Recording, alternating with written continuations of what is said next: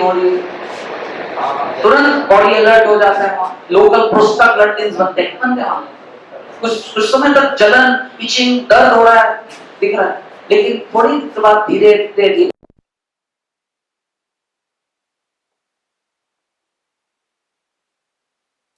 Release होगा, क्योंकि adrenaline release होके सबको एक्टिवेट कर देता है to face the emergency situation. It reduces.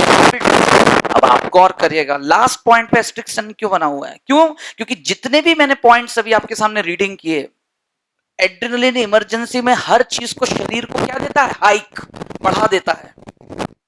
बस एक ही चीज को क्या कर देता है? Diminish, inhibit, and that's the last point. सब कुछ पढ़ने के बाद इसमें यही तो ध्यान देने वाली बात है एवरीवन। अब इसका क्वेश्चन थोड़ा ड्रामेटिक वे में आ जाए या सीधा सीधा स्ट्रेट फॉरवर्ड ऐसे ऑप्शंस में लिखे हो, you have to decide accordingly. Okay, now it reduces, inhibits the function of alimentary canal. सही बात है, इमरजेंसी में अगर भूख और तेज करा देगा तो खाने पे ध्यान होगा कि काम पे? सबको आ रहा है लॉजिक समझ में? See the natural setup. सब कुछ बढ़ा देता है, शरीर के सारे पैरामीटर्स को वो हाइप, एक उछाल देता है, लेकिन एक चीज को वो डिमिश करता है, that's the emotion of hunger, thirst and all satiety. तीन सेंटर्स को वो डिमिश कर देता है, hunger, thirst and satiety center in hypothalamus, जिससे सारे सिक्रीशंस रुक जाते हैं अचानक से। जबकि आपको बहुत तेज भूख लगी थी, इमोशनली आप बस खाने पे टूटने ही वाले थे, क्योंकि आप कटलरी भर रहे थे, मम्मी खाना दो, लेकिन अगले ही पल आप गायब हो गए बिल्कुल। अब क्यों हो गए वो तो तुम ही जानो। क्या वो इमरजेंसी सिचुएशन आ गया? यस और नो? सो बाकी नॉर एड्रेनलिन इन्हीं सारे फंक्शंस को नॉर्मली कंट्रोल करता रहता है, बस एड्रेनलिन के साथ तेजी से काम करता है, लेकिन बाकी समय यही सारे फंक्शंस पर नॉन एड्रेनलिन, पैरासिम्पैथेटिक तो करता ही अपना काम, साथ कौन देता है? Nor adrenaline, all this functions normally. तो डिफरेंट स्ट्रोक में एग्जांपल जो सबसे प्रोमिनेंट क्वेश्चंस रहे, मैं उन्हीं का ही प्रेजेंटेशन डायग्रामेटिक देखिए। ये एक्चुअली इनको देखकर चैप्टर नर्वस सिस्टम और चैप्टर सर्कुलेटरी सिस्टम के क्वेश्चन सॉल्व हो जाएंगे। कि हार्ट हम ऑलरेडी जानते हैं मायोजेनिक है। कैसा है? हार्ट इज मायोजेनिक, यानी खुद अपना इंपल्स ऑफ बीट एक रिदम से जनरेट करता है। यस और no? Internal intrinsic control, myogenic nature, but it has an external control also, बाहर से भी एक कंट्रोल है, and that comes from ANS division of brain. ANS, तो जैसे ये प्रेजेंटेशन तो बना है, लेकिन मैं दोबारा इसको यहां बोर्ड पे डेमोन्स्ट्रेट करता हूं।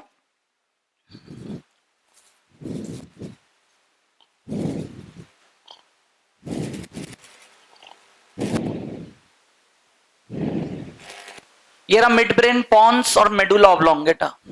तो मेडुला ऑब्लोंगेटा में दो सेंटर्स मौजूद होते हैं, एक को कहते हैं एक्सेलरेटर सेंटर। क्या सेंटर?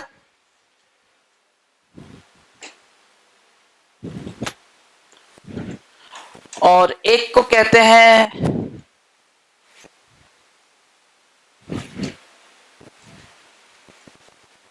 D accelerator centre. अब आप समझ लीजिए, मैं एनसीईआरटी बेस्ड चैप्टर रिफर, आज ही जाके आप पढ़िए ना paragraph, refer body fluids and circulation. हमेशा की तरह मेरा कहना है कि कंसेप्ट वाइज अगर हम समझ चुके हैं क्या हम पढ़ रहे हैं और वो कहां कनेक्ट हो रहा है, जाके तुरंत वहीं के वहीं समझ लीजिए। ये आज प्रेजेंटेशन एक तरह से चैप्टर बॉडी फ्लूइड सर्कुलेशन में आखिरी से जो है दूसरा paragraph, regulation of cardiac activity. और एक दिन आएगा आप तो एक टेबल बना के घर पे रिवाइज करना, kidney function, heart function and pulmonary function, सबका regulation. Kidney function, heart function and pulmonary function. ऐसी chapter respiratory system, gaseous exchange में भी ब्रीदिंग के लिए दो सेंटर्स हैं इसी मेडुला ऑब्लोंगेटा में, VRG and DRG, ventral respiratory group and dorsal respiratory group. एक नॉर्मल ब्रीदिंग रेट को कंट्रोल करता है, दूसरा फोर्स ब्रीदिंग। जरूरत पड़ने पर डॉक्टर ने कहा कि जम के ब्रीदिंग लो, यू मॉडिफाई, मतलब फोर्स ब्रीदिंग मतलब you want to modify your breathing, भाई आप बांसुरी सीखने गए हो, बांसुरी बजाना आता है, you want to play the flute, then you would like to control your what breathing movements, yes और नो।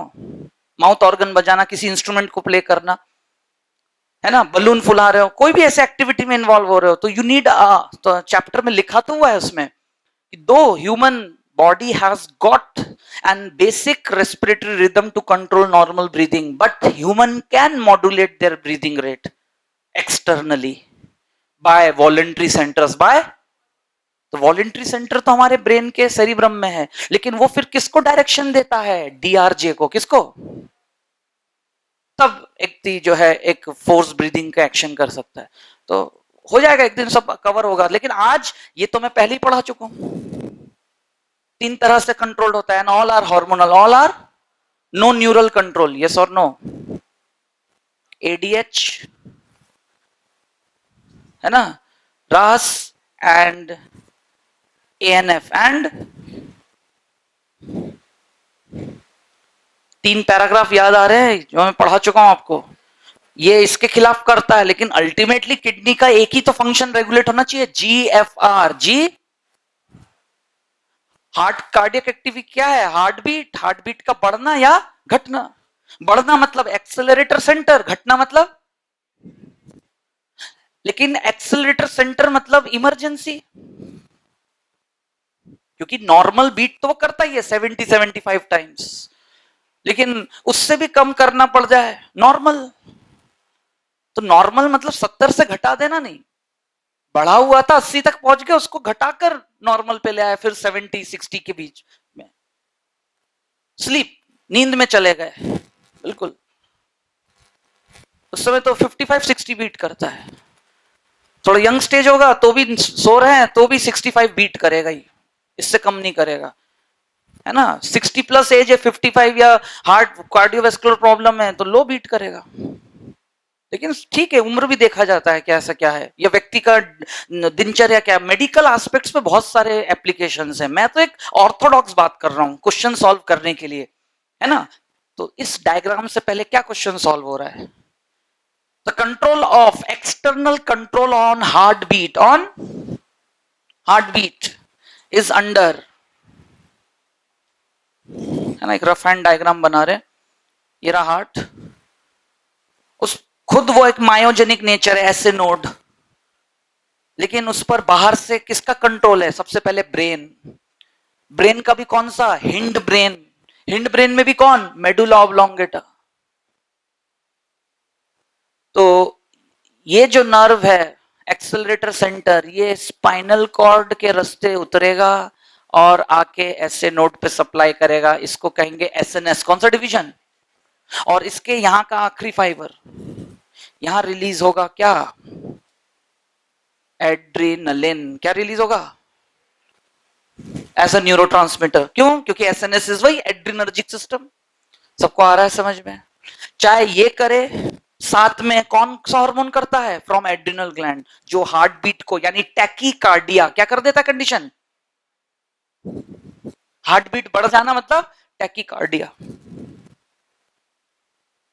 और एकमात्र नर्व जो पैरासिम्पैथेटिक नर्व अलग से उतरता है, cranial nerve, 10th cranial nerve, कौन सा नर्व, उसी के अंदर एक ब्रांच है, क्योंकि ये तो वॉन्डरिंग नर्व है, इसके तो अलग अलग ब्रांच है,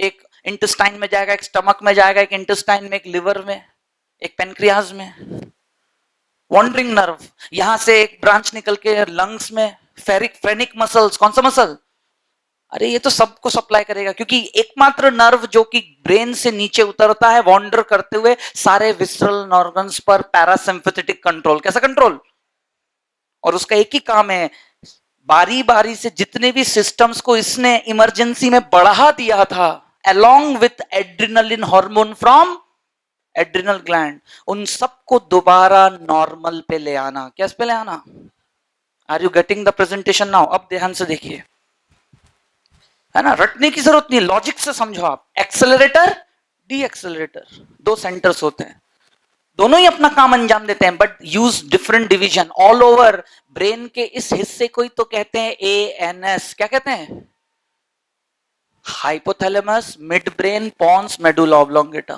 विथ सेरिबेलम, बाकी ये पूरा हिस्सा क्या है, वीएनएस क्या है, voluntary nervous system, somatic nervous. क्यों? क्योंकि यहां अलग अलग सेंटर ऑफ हायर डिसीजंस हैं, जो व्यक्ति अपने थिंकिंग, डिसीजन मेकिंग, इंटेलिजेंस से लेते हैं। 83% काम, लेकिन 17% काम जो शरीर के रोजमर्रा के लिए क्या है, वाइटल्स हैं, क्या है, ब्रेन उसके लिए खुद को बिजी नहीं करना चाहता, उसने सेंटर्स बना दिए। जब भी शरीर के अंदर के चेंजेस से कुछ मैसेज आएगा, यहीं के यहीं डिसीजन लेकर उन पर कार्रवाई हो जाती है, चाहे इमरजेंसी या फिर नॉर्मल। सबको मेरी बात आई समझ में? ये सब मैं नर्वस सिस्टम में अच्छे से समझाऊंगा। ये तो क्या आज कंट्रोल की बात कर रहा हूं, तो I am just justifying my explanation. अच्छा, यहां से निकलने वाला एड्रेनलिन सिर्फ एक एक ऑर्गन को ही जाके स्टिमुलेट कर सकता है, लेकिन हर एक ऑर्गन के टिश्यू के एक एक सेल को नहीं कर सकता, क्योंकि सेल टू सेल कनेक्शन की जिम्मेदारी इसका, इसलिए अलग से इमरजेंसी हार्मोन एड्रेनलिन बनता है, जो ब्लड से फैलते हुए एक एक ऑर्गन और सेल्स तक पहुंच के सबको तैयार कर देते हैं। सबको आ रही मेरी बात समझ में? तो that's the presentation. Finally you concluded कि under chapter circulatory system, one of the vital organ, the pumping organ heart exhibit a phenomenal physiological activity, pumping action. कौन सा action? That pumping is brought about by a rhythmic systole and contraction, and but that cycle of cardiac activity has two control, intrinsic and extrinsic, outside the heart. ये extrinsic मतलब heart से बाहर, ये तो अपना normal काम करता रहेगा, नॉर्मल से थोड़ा 2-3 ज्यादा बार भी बीट करना वो नॉर्मल ही है, 70 की जगह 75 बार कर रहा है। लेकिन अब आपने दौड़ना चालू कर दिया, आप सीढ़ी से नॉर्मल रोज में उतर के चले जाऊं, नॉर्मल हार्ट बीट चलता रहेगा, या नॉर्मल धीरे धीरे चढ़ूं, लेकिन यही 3 बार उतरूं दौड़ दौड़ के ऊपर करते हुए, दैट्स अ विगरस एक्टिविटी। अगली पल तैयार हो जाएगा बैकअप, हार्ट अपना बीटिंग बढ़ा देगा, मेरा ब्रीदिंग रेट अपने आप बढ़ जाएगा। This are all without will. ऐसा थोड़ी कि यहां से उतर के नरेश इधर आओ पकड़ो मुझे, ऐसा हार्ट बीट बढ़ा रहे सब वो विलिंग से फिर नीचे उतर रहा हूं तेज है, या आप लोग ऐसा थोड़ी उतरते हैं, वो अपने आप the moment every day you step up. जैसे जैसे आप बिल्डिंग पे स्टेयरकेस पे स्टेयर अप होते हैं, यहां तक तीसरे है ना अमरनाथ यात्रा जो आप रोज करते हैं ऐसे, अरे मेरी बात आ रही है समझ में? तीसरे मंजिल पे चढ़ते हैं, तो आप जब सीधे प्लेन एरिया पे रास्ते पे चल रहे थे तब आपका बीट नॉर्मल चल रहा था, लेकिन the moment you take altitude, कोई ज्यादा ऊपर जाने की जरूरत नहीं, आप देखो तो समझे ना, आपका बॉडी क्या कर रहा है, एल्टीट्यूड पे जा रहा है, you are raising your load against MG, against your body weight load against MG. तो तीसरे माले तक पहुंचते पहुंचते आपके 3 वाइटल्स चेंज हो जाते हैं, हार्ट बीट, ब्रीदिंग रेट है ना, और बीपी अंदर। और ऊपर पहुंच के मतलब किसी ने वही पहले से फ्रेंड खड़े, हाय हेलो, उसने तो क्वेश्चंस की बौछार लगा दी, तुम कहते हो सांस मतलब नो, तब यस और नो, मतलब मैं जनरल एग्जांपल दे रहा हूं। This shows that involuntary nature of brain, what nature, ANS division, वो अपने आप ये सबको क्या कर देगा, एंटीसिपेट कर देगा, बस यही इमरजेंसी है। सबको मेरी बात आ रही है समझ में? That's the acceleration in your body vital. Finally उसी तरह से कंट्रोल ऑफ प्यूपिल साइज, ये भी आप देखिए, है ना, आंखों में जो इरीज होते हैं उसके बीच जो होल ओपनिंग होती है, अपर्चर, जिसे हम प्यूपिल कहते हैं, ठीक है ना, और उसको कंट्रोल कौन करता है, कैमरा के डायफ्राम की तरह इरीज मसल्स। कौन से मसल्स? खुद इरीज के मसल्स 2 तरह के बने होते हैं, circular and dilator, radial muscles. इसके वजह से कॉन्स्ट्रिक्शन होता है और इसके वजह से डायलेशन। आया समझ में? पहले तो ऐसा बिल्कुल याद रखना, कॉन्स्ट्रिक्शन सर्कुलर और ये डायलेशन। तो डायलेशन कब चाहिए? प्यूपिल साइज बढ़ाने के लिए, प्यूपिल साइज बढ़ाने के लिए। डायलेशन कब चाहिए? जब डार्क एडेप्टेशन हो। क्या हो? मतलब रटने की जरूरत नहीं, लॉजिक समझो ना। अभी आप यहां प्रॉपर लाइट है, डिफ्यूज्ड लाइट नहीं है, प्रॉपर आपको लाइट मिल रहा है यहां पर, तो आपके प्यूपिल क्या होंगे? कॉन्स्ट्रिक्टेड, क्योंकि bright vision, bright area, dark area नहीं है। अचानक से पावर फेलियर हो जाए और लाइट सारा ड्रॉप आउट हो जाए for a while, for a second और मिनट, है ना, some seconds, you feel what, some vision inefficiency, vision inefficiency, but suddenly you regain it. क्यों? क्योंकि उसके बाद भी चारों तरफ से जितनी भी लाइट की इंटेंसिटी अवेलेबल है वो अच्छे से बॉडी में अंदर आंखों में एंटर कर सके, उसके लिए क्या हो जाएगा? Dilate. Now that's emergency, that is. और जैसे फिर लाइट आ जाएगा, हल्के थोड़ी देर के लिए आप एक ब्राइटनेस फील करोगे, but again you will adjust, adapt. तो अक्सर ये क्वेश्चंस आपको बुक्स में मिल ही जाएंगे। A person while moving from a dark area to a bright sunlight area, है ना, suddenly feels a vision flitch, मतलब आंखों में ऐसा आंख है ना, आंखें चौंक जाती है ना, यस और नो। थोड़ी देर के लिए हम उठा के सनलाइट की तरफ देख नहीं पाते। क्यों? क्योंकि क्या था? डायलेटेड था। तो अनवांटेड रेज अंदर जा रहे हैं विच में डैमेज, तो थोड़ी देर के लिए हम अवॉइड करते हैं। फिर कुछ समय बाद धीरे धीरे धीरे हम यूज टू हो जाते हैं। क्यों? क्योंकि दोबारा constriction, this is normal, enough light available, normal condition, diffuse dim light available, emergency condition.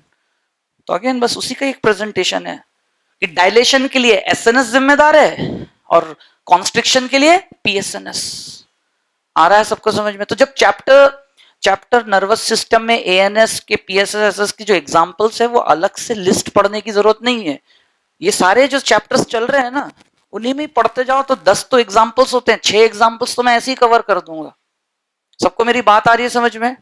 जैसे आज ही आपने देखा ना, kidney function, heart and pulmonary. Okay, so that was all regarding adrenal gland और उसका पूरे कंसेप्ट्स। अब हम पिट्यूटरी ग्लैंड की बात करेंगे।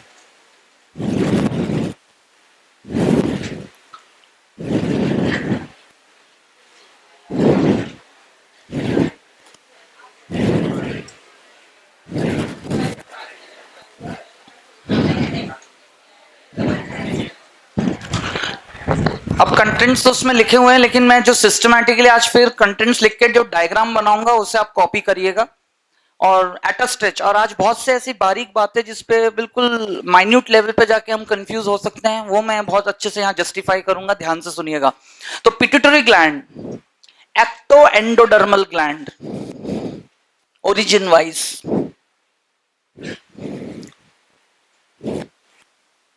smallest gland of endocrine system,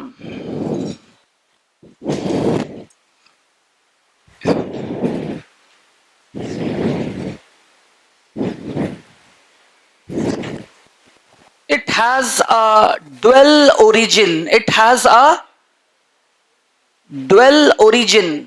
मैं इसको साबित करूंगा अभी, लेकिन ये याद रखिए, this gland has a dual origin और not on that basis of ecto and endo. वो तो जर्म लेयर बेसिस बात कही गई है, but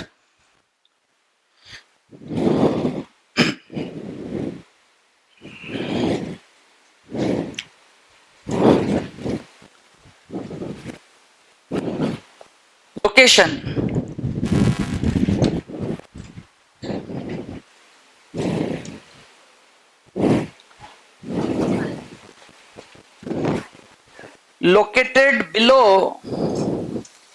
located below the floor of diencephalon,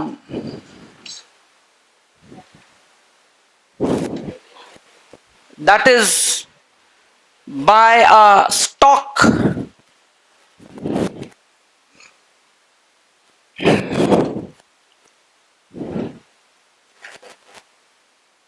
like structure called infundibulum with hypothalamus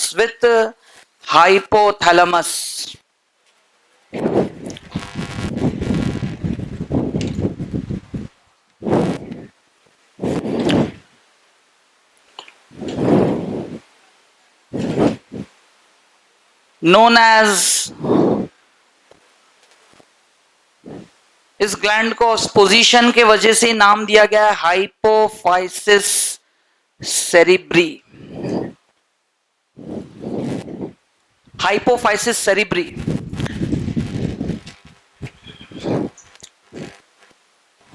अब देखिए क्या है कि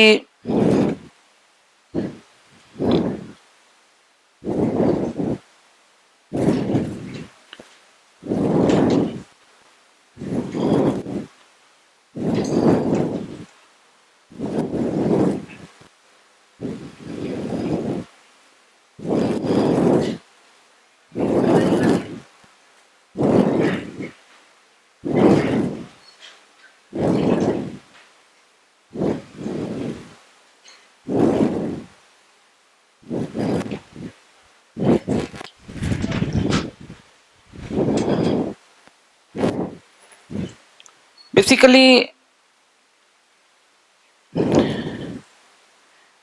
ह्यूमन स्कल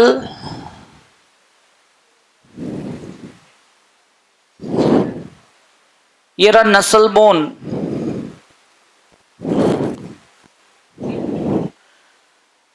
तो जैसा कि आप जानते हैं ये रहा फ्रंटल, पैराइटल, ऑसिपिटल, यहां से एक ऐसा करके स्पिनॉइड बोन क्या जाता है, और ये रहा टेम्पोरल, ये रहा sphenoid bone. Sphenoid bone butterfly shaped कैसा होता है, यानी वो होता सिंगल है, दोनों तरफ से टुकड़ों की तरह दिखेगा अलग अलग, लेकिन वो एक साथ अंदर से ऐसे बिल्कुल बटरफ्लाई शेप्ड एक बेस बनाते हुए गुजरता है ऐसे अंदर। तो पॉइंट टू बी नोटेड, तो जब वो यहां से गुजरता है, क्योंकि ये रहा आई orbit, the whole skull is divided into two region, cranium and facial region। आ रहा है सबको समझ में? अब मैं जो बताने जा रहा हूं ध्यान से सुनिए, यही स्पिनॉइड बोन जो है यहां, अब एक आर्बिट्री यहां पोजीशन क्लियर कर दिया। अब देखिए क्या होगा, स्पिनॉइड बोन मान के चले ऐसा फ्लैट, ठीक हाइपोथैलेमस के नीचे जहां पिट्यूटरी होता है, ठीक उसके नीचे से वो एक डिप्रेशन बनाता है। क्या बनाता है? उस डिप्रेशन को हम फोसा कहते हैं। क्या कहते हैं? हाइपोफाइसियल फोसा। हाइपोफाइसियल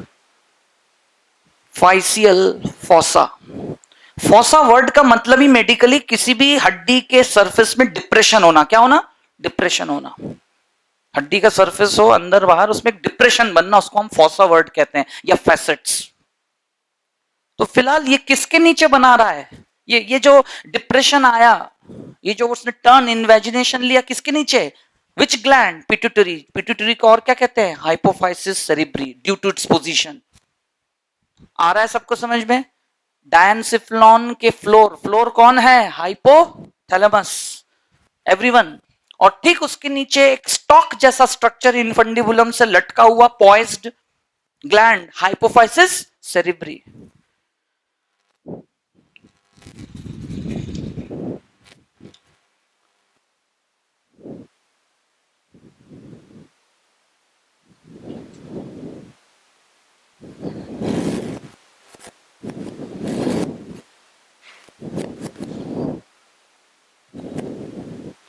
इस डिप्रेशन को कहते हैं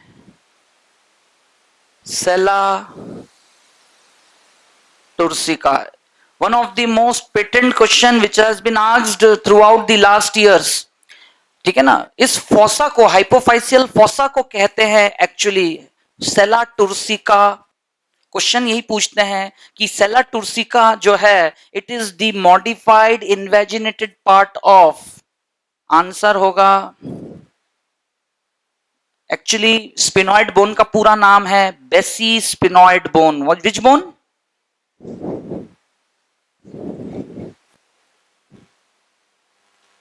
To just accommodate the smallest gland of the endocrine system, the master gland called pituitary.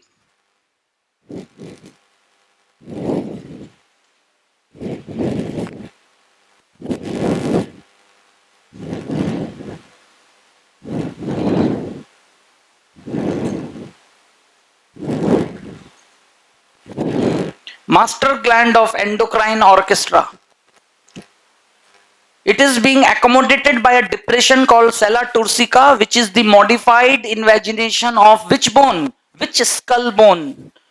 या स्कल में भी क्रेनियल बोन, स्कल में भी आंसर होगा बेसी स्पिनॉइड। है ये स्केलेटन सिस्टम का क्वेश्चन, लेकिन आप इस क्या बोलते हैं चैप्टर्स के भी क्वेश्चन सॉल्व करोगे अपने लेवल पे किसी भी बुक से तो आपको ये क्वेश्चन जरूर मिलेगा। और ये एनसीईआरटी बेस्ड एक टॉप मोस्ट प्रायोरिटी क्वेश्चन है पिट्यूटरी ग्लैंड का, याद रखिएगा। तो ये तो हो गया उसके लोकेशन के बारे में। Now I want to justify regarding the origin,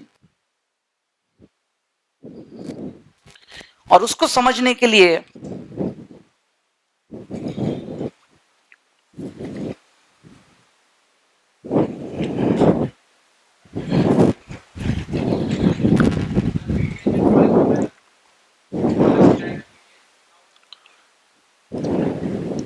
I will come to that point.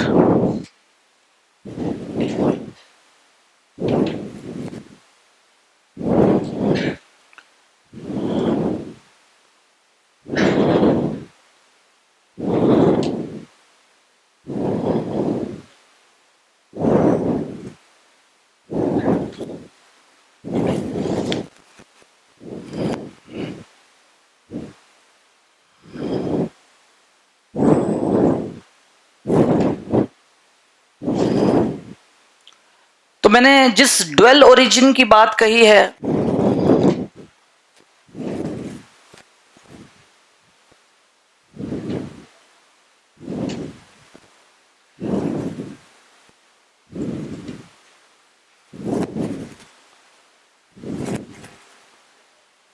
ठीक है, ड्वेल ओरिजिन हाइपोथैलेमस। अब आप देख सकते हैं आज मैंने पहली बार एक अलग तरह से प्रेजेंटेशन बनाया है। हाइपोथैलेमस से ही एक्सटेंट होके कौन बनता है? Posterior pituitary. The direction is,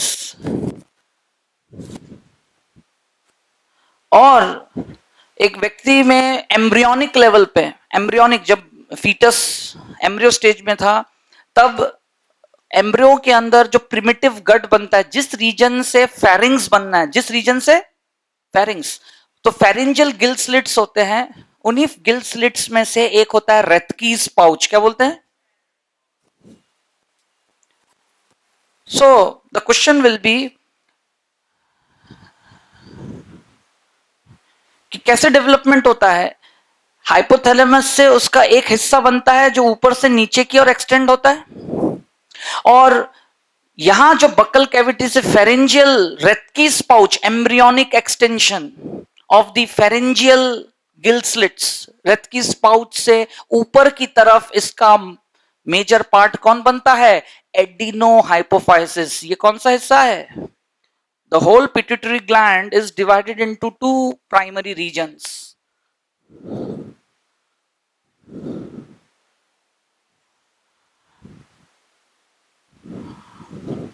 एडिनोहाइपोफाइसिस, और इसका नाम क्या पड़ता है? न्यूरो, मतलब ये नर्वस सिस्टम का एक्सटेंशन है, neuro hypophysis.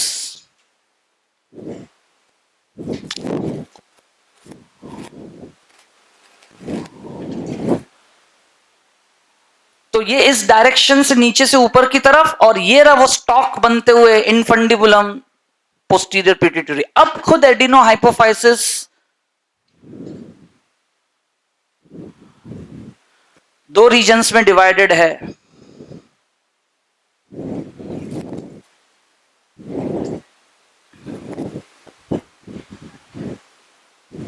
anterior pituitary adenohypophysis is divided into two regions, pars distalis, pars intermedia, और इस हिस्से को कहते हैं पार्स नर्वोसा।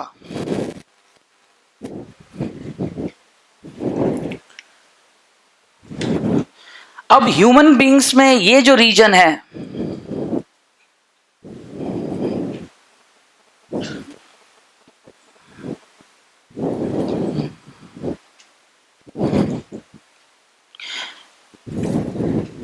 इस रीजन से बनता है एमएसएच। कौन सा हार्मोन? इसके बारे में हम बात करते हैं पहले, बट बिफोर दैट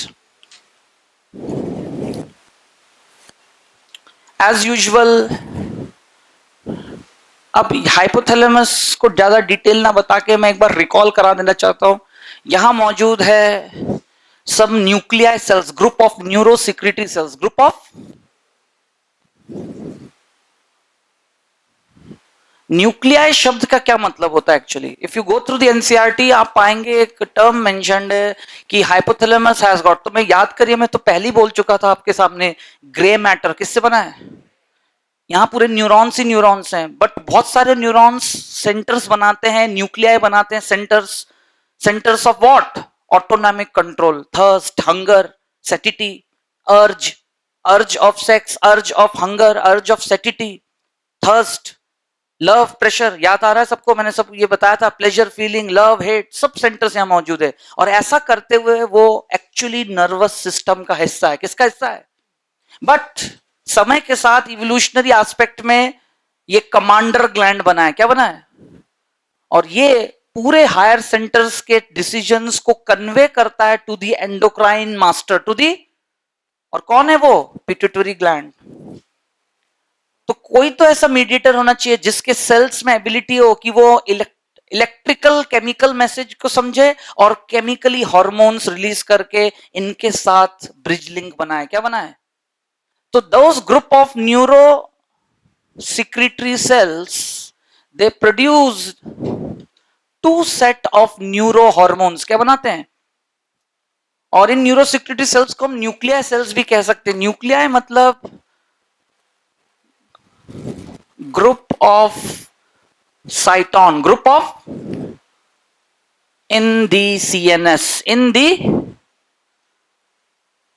ब्रेन या स्पाइनल कॉर्ड में बहुत सारे न्यूरॉन्स, न्यूरॉन्स के जो बहुत सारे साइटोन्स के ग्रुप को हम क्या कहते हैं? न्यूक्लियाई। तो यहां पर बहुत सारे न्यूक्लियाई अलग अलग जो भी न्यूरोसिक्रेटरी सेल्स के, वो बनाते हैं आईएच या फिर RH, and they come down. वो सारे सिक्रीशंस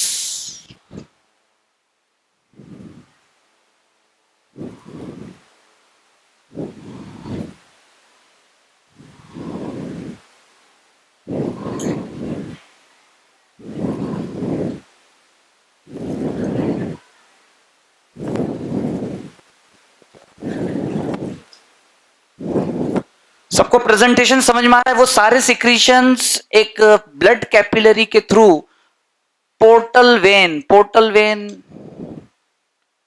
यहां आके फिर यहां कैपिलरी बनाते हैं,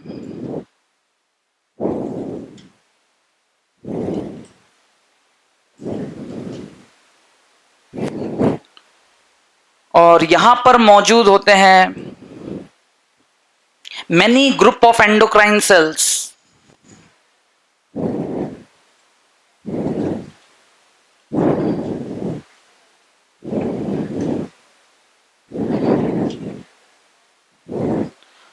They are broadly called, अलग अलग नाम है, कोई लैक्टोट्रॉफ कहलाएगा, कोई थायरोट्रॉफ कहलाएगा, आ रहा है समझ में, कोई गोनोट्रॉफ सेल कहलाएगा, अलग अलग नाम है। But all those group of endocrine cells of anterior pituitary are divided into two types on the basis of their staining property। किस तरह के डाई से वो स्टेन होते हैं? कुछ को हम कहते हैं chromophobe.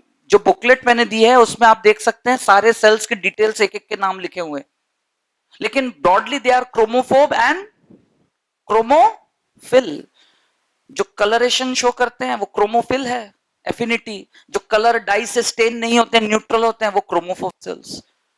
There are two types of endocrine cells in the anterior pituitary. फिर उनके भी सब डिविजन्स हैं, लेकिन ब्रॉडली हम उनको दो तरह से मौजूद है, क्योंकि पूरे पिट्यूटरी में मेजर एंडोक्राइन पार्ट कौन है? एंटीरियर, इंटरमीडिया की पोस्टीरियर? आंसर होगा anterior. Anterior pituitary, pars distalis, pars distalis. तो पॉइंट टू बी नोटेड, यहां के जो सेल्स है, nuclear cells, neurosecretory, they produce two types of neuro hormones to command the master gland accordingly by feedback mechanism, by feedback mechanism. और कभी releasing बनाएंगे या inhibiting hormone बनाएंगे, जिससे पोर्टल सिस्टम से वो यहां आएंगे और उनका इफेक्ट ये रहे उनके target cells. Hormone controlling hormone, hormone controlling hormone.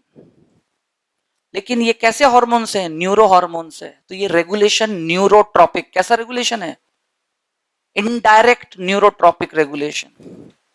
सबको आ रही मेरी बात समझ में? ब्लड के थ्रू आके यहां पर, ये भी एंडोक्राइन सेल्स थे, ये भी एंडोक्राइन सेल्स हैं। ये हिस्सा समझ में आया सबको? फिर यहां से जो रिस्पेक्टिव वेन निकलेगा नीचे की तरफ,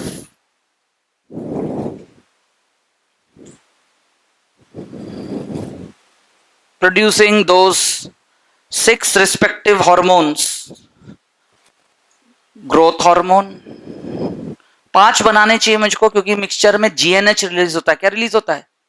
लेकिन मैं अलग अलग लिख रहा हूं, एफएसएच एंड एलएच। यही एलएच मेल्स में टारगेट चेंज होने के कारण होता एलएच ही है, लेकिन उसको नाम क्या देते हैं? आईसीएसएच, इंटरस्टिशियल सेल स्टिमुलेटिंग हार्मोन।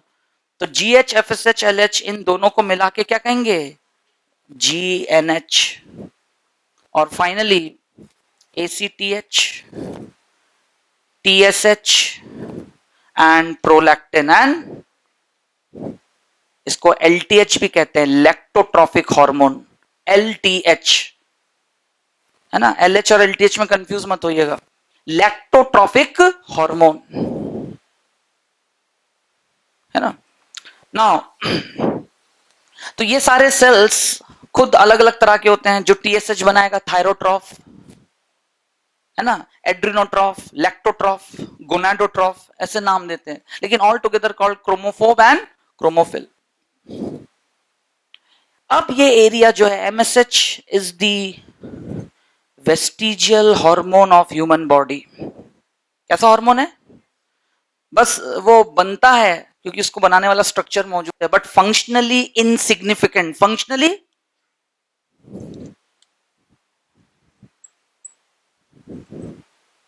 अब ऐसा क्यों है? ये सब मेरे नोट्स में लिखा है, मैं रीडिंग करूंगा अभी। फंक्शनली इनसिग्निफिकेंट इन एक्शन, क्योंकि नाम से तो समझ में आ रहा है कि इसका काम है कि पूरे ह्यूमन बॉडी, सभी मैमल्स में, वर्टिब्रेट्स में, सभी मैमल्स में ये स्किन पिगमेंटेशन, लेकिन ह्यूमन बीइंग में ये बताया गया कि हार्मोन सिर्फ बनता है, लेकिन इसका target MS melanocyte cells, body के स्किन सेल्स नहीं है। तो बॉडी पिगमेंटेशन को फिर कौन कंट्रोल करता है? ACTH। कौन? ह्यूमन बीइंग्स में मेलानोसाइट को टारगेट बनाकर उनसे मेलानिन पिगमेंट बनाने की जिम्मेदारी किसका है? ACTH का। फिर ये सिर्फ क्या करता है? ये सिर्फ बनता है और have an insignificant function in the body, hence rather it is more active in lower vertebrates.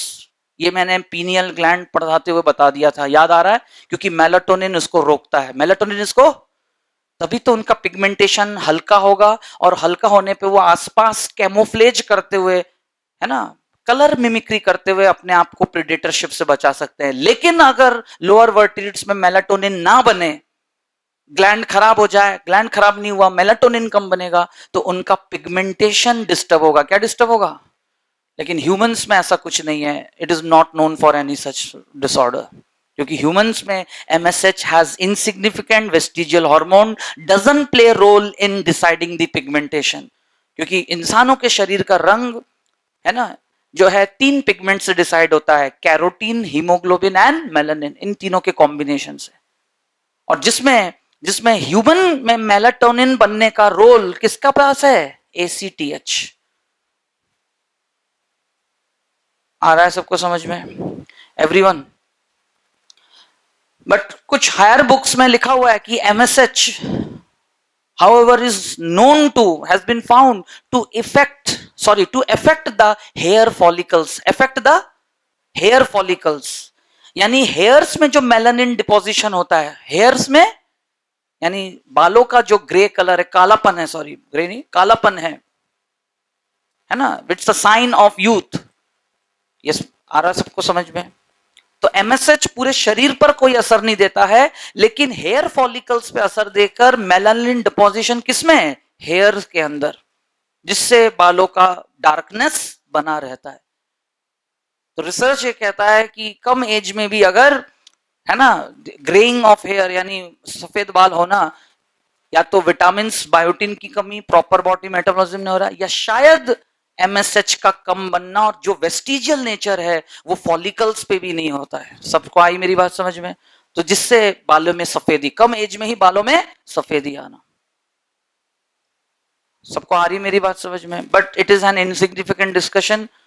कल आप कहीं पढ़ लो और फिर मेरे पास आओ, इसलिए मैंने बता दिया। PMT में ऐसा कोई क्वेश्चन ना कभी आया है ना पूछा जाएगा, है ना। और NCERT में भी MSH का रोल लिखा हुआ है कि MSH स्टिमुलेट्स दी मेलानोसाइट। मेलानोसाइट किस में है? हम सिर्फ ह्यूमन फिजियोलॉजी नहीं, हम जूलॉजी भी पढ़ रहे हैं। और MSH किस पर एक्टिव है? सारे लोअर वर्टिब्रेट्स में for their pigmentation. Human beings में MSH इज अ वेस्टिजियल, आया हुआ क्वेश्चन, और ये स्टेटमेंट सही है, vestigial hormone, insignificant in human functionally. बाकी इनके मैं अलग से टेबल बना के एक एक फंक्शन बताऊंगा। पहले यहां तक सबको क्लियर है? तो पहले आज आपने क्या सीखा, मेन बात। लास्ट डे मैं इस हिस्से को ज्यादा एलॉबरेट वे में बना के यहां सब कुछ बता चुका हूं, जिसको आज रिवाइज करा था, न्यूरो सेक्रेटरी। और जबकि इस तरफ होते हैं न्यूक्लियाई सेल्स, यहां मैंने क्या लेबलिंग किया था, है ना, ऑप्टिक न्यूक्लिया, न्यूक्लियाई सेल्स। और फिर ये डायरेक्टली, अब देखिए सिर्फ एक प्रेजेंटेशन है, कुछ याद आ रहा है? एक्सनल हार्मोन्स कहा था मैंने, क्या कहा था मैंने उनको? क्योंकि ये जो बनाते हैं ये डायरेक्टली ब्लड के थ्रू नहीं, ये खुद प्रोड्यूस करते हैं, हाइपोथैलेमस खुद ये प्रोड्यूस करते हैं, प्रोड्यूस करके अपने एक्सॉन एंड से so called pars nervosa part में कुछ स्टोरिंग सेल्स, कैसे सेल्स, जिनको कहते हैं पिट्वी साइट्स, क्या कहते हैं? They are there to store and release, production यहां से होता है। तो which is the hormone which are being released by pituitary gland? तब आंसर होगा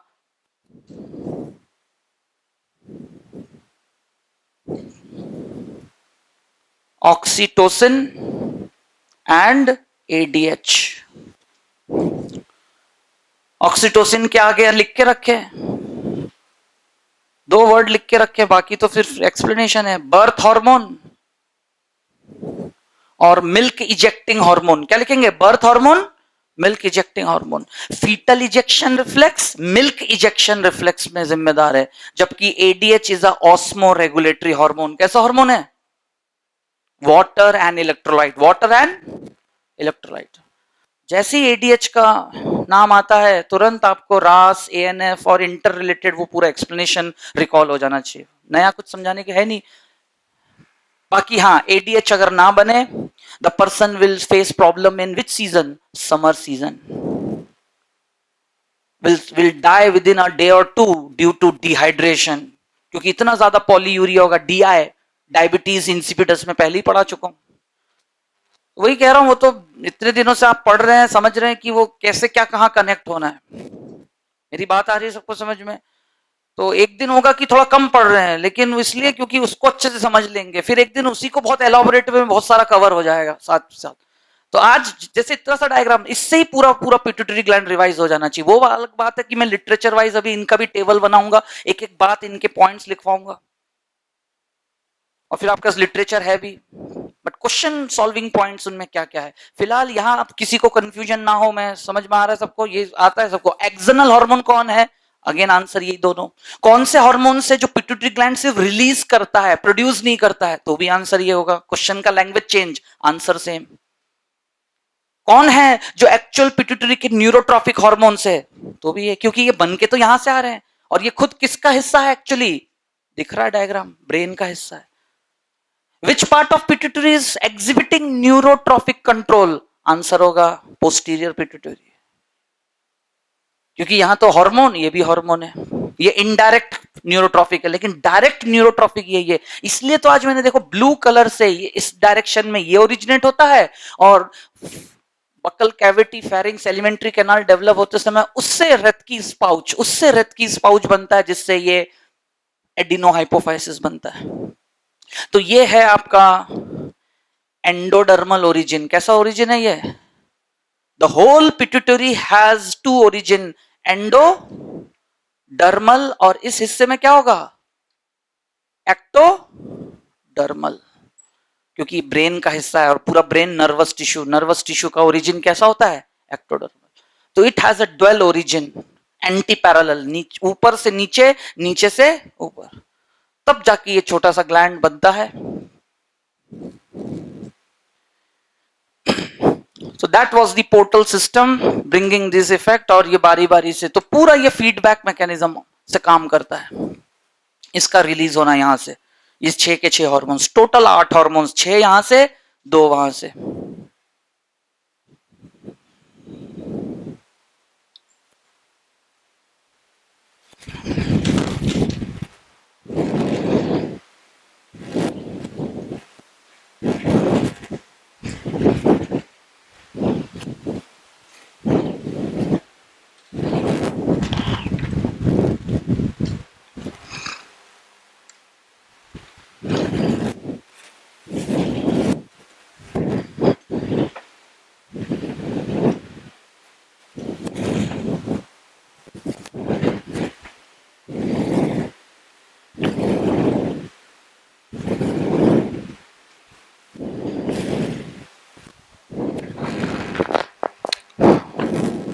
अब इन 6 हार्मोन्स में से मैं आपके साथ एफएसएच एलएच छोड़कर बाकी 4 के डिस्कशंस करूंगा, क्योंकि these are gonadotrophin, their target is to become active and effect the gonadial development, functional development of gonads at puberty and thereafter. ये तो आप समझ ही चुके थे कि FSH-LH मेल्स फीमेल्स में, बाकी अभी मेल्स में हम देखेंगे टेस्टिस में, तो फिर से इनका नाम आएगा। हालांकि लिटरेचर में लिखा है their function is to bring the respective changes in the gonadial behaviour, लेकिन आज मैं सबसे importantly growth hormone, ACTH, TSH और प्रोलैक्टिन पे बात करने जा रहा हूं।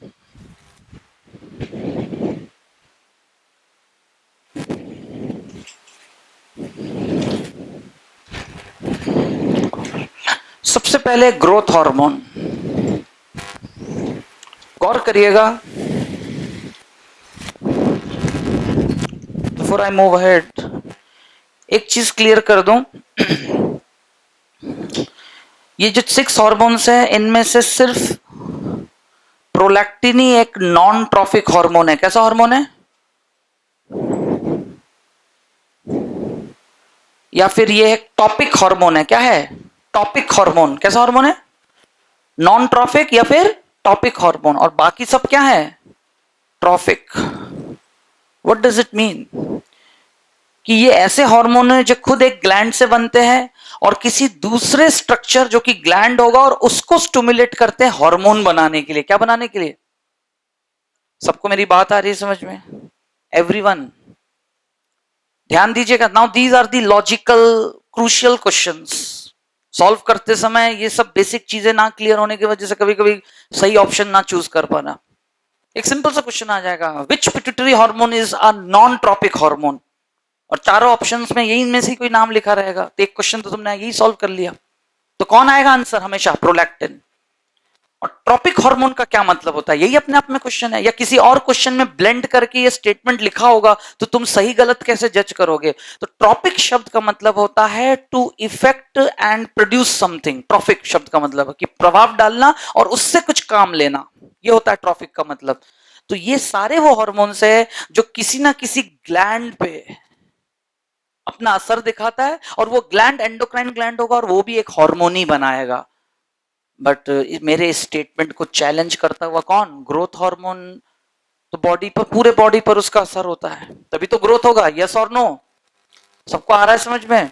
देखो बाकी सब बातें बुकलेट में लिखा हुआ है, अभी रीडिंग करके फटाफट कंप्लीट कर दूंगा, लेकिन जो समझने वाली बातें हैं वो ये है सब, इसलिए मैं ये सब प्रेजेंटेशंस बना रहा हूं एवरीवन, कि जिस तरह से मैंने अपनी बात रखी वो तो सही है, लेकिन उसी बात को एक्सेप्शनली चैलेंज करता हुआ ग्रोथ हार्मोन। बोले सर ग्रोथ हार्मोन तो किसी ग्लैंड पर असर नहीं करेगा, क्योंकि उसका नाम ही है ग्रोथ हार्मोन। उससे तो ऑल ओवर बॉडी में सेल डिवीजन, हर एक सेल को डिवाइड कराना, डिफरेंशिएट कराना, मेंटेनेंस करना, वो तो सारे दूसरे मेटाबॉलिक हार्मोन स्पेशली ग्लूकागॉन के साथ और इंसुलिन के कुछ एंटागोनिस्टिक करते हुए मतलब तालमेल का, तब तो जाके शरीर प्रोपोर्शनेट ग्रोथ होगा। यस और नो? सबको मेरी बात आ रही है समझ में? उसका नाम ही है ग्रोथ हार्मोन, तो ये तो किसी ग्लैंड से कोई हार्मोन नहीं बनाता, तो इसको तो ट्रॉपिक हार्मोन नहीं बोलना चाहिए। लेकिन ग्रोथ हार्मोन को हम एसटीएच भी कहते हैं। क्या कहते हैं? एसटीएच। कौन सा हार्मोन? सोमैटोट्रॉफिक हार्मोन। तो वैसे तो फिर इसको भी लैक्टोट्रॉफिक बोल रहे हैं। तो पीएमटी में क्वेश्चन आएगा तो यही आंसर होगा, जबकि प्रोलैक्टिन मिल्क प्रोड्यूस कराने से पहले, देखो क्या है, बहुत बारीकी से पढ़ा है ना, तो फिर मेडिकल साइंस की बातें आ जाएंगी फिर सब। पीएमटी में जब क्वेश्चन आएगा, ट्रेडिशनल क्वेश्चन आए हुए हैं और हर बार किसी से भी ना रिपीट हो जाते हैं, मैं तो उस हिसाब से बता रहा हूं। मेरी बात आ रही समझ में? एक्चुअली ये भी क्या मैंने नाम दिया इसका? लैक्टोट्रॉफिक। तो ये नॉन ट्रॉफिक कैसे हुआ? तो कुछ किताबों में आप देखिएगा, जब ऑप्शन दिया होता है, आज मैंने क्लास शुरू करने से पहले कहा था ना कि पिट्यूटरी ग्लैंड पढ़ाऊंगा, कुछ बातें बताऊंगा जिससे कि आप जज कर सके कि क्या सही आंसर है। कभी कभी आप लोग मुझसे डाउट पूछने आ जाते हैं, तो मैं उस समय तुरंत आंसर इसलिए नहीं देता क्योंकि वो बहुत सारी बातें जुड़ी हुई उसमें।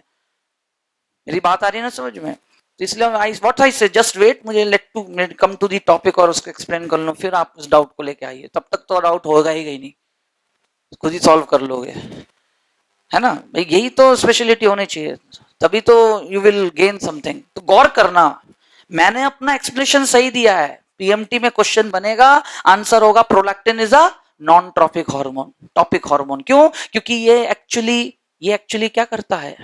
एक्चुअली क्या करता है? मेमोरी ग्लैंड को इन्फ्लुएंस करके उससे मिल्क बनवाता है, ना कि हार्मोन। सीधा सीधा मतलब। Am I right? Did I justified my statement? But एक क्वेश्चन ऐसा भी पूछते हैं कि which hormone is responsible for development and secretion of milk? अब एनसीईआरटी के आंसर, तो आंसर क्या होना चाहिए? प्रोजेस्टेरॉन। आंसर क्या होना चाहिए?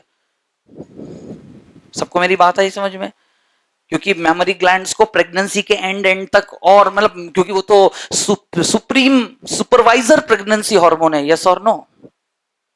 तो एक तरफा आंसर, और एनसीईआरटी में भी तो लिखाई तो है पैराग्राफ में। एनसीईआरटी जो आपका भगवान है। अगरबत्ती लगाते हो कि नहीं लगाते रोज? हाँ, मेरी बात आ रही है ना समझ में? लेकिन आंसर प्रोलैक्टिन ही होना चाहिए। आंसर क्या होना चाहिए? लेकिन नंदी सर कभी नहीं बोलेंगे। नंदी सर क्या बोलेंगे? प्रोजेस्टेरॉन, क्योंकि एनसीईआरटी में लिखा हुआ है। लेकिन आज मेरे इस एक्सप्लेनेशन में ये सामने आया कि प्रोलैक्टिन पूरे एक प्रेग्नेंट फीमेल में एस्ट्रोजन, प्रोजेस्टेरॉन, प्रोलैक्टिन और आखिरी तक ऑक्सीटोसिन, प्रेगनेंसी के आखिरी और प्रेगनेंसी पार्चुरेशन के बाद तक ये सब मिलके सिनर्जिस्टिक काम करते हैं। कैसा काम करते हैं? तब जाके लैक्टेशन क्या साबित होता है, क्या क्या शुरू होता है? लैक्टेशन। क्यों? क्योंकि एस्ट्रोजन जो उम्र के 11वें 12वें साल से बनना चालू हुआ, और जिस ब्रेस्ट को उस समय डेवलप किया था, ब्रेस्ट का डेवलप होना कोई ऑर्गन नहीं है, सेकेंडरी सेक्सुअल कैरेक्टरिस्टिक है।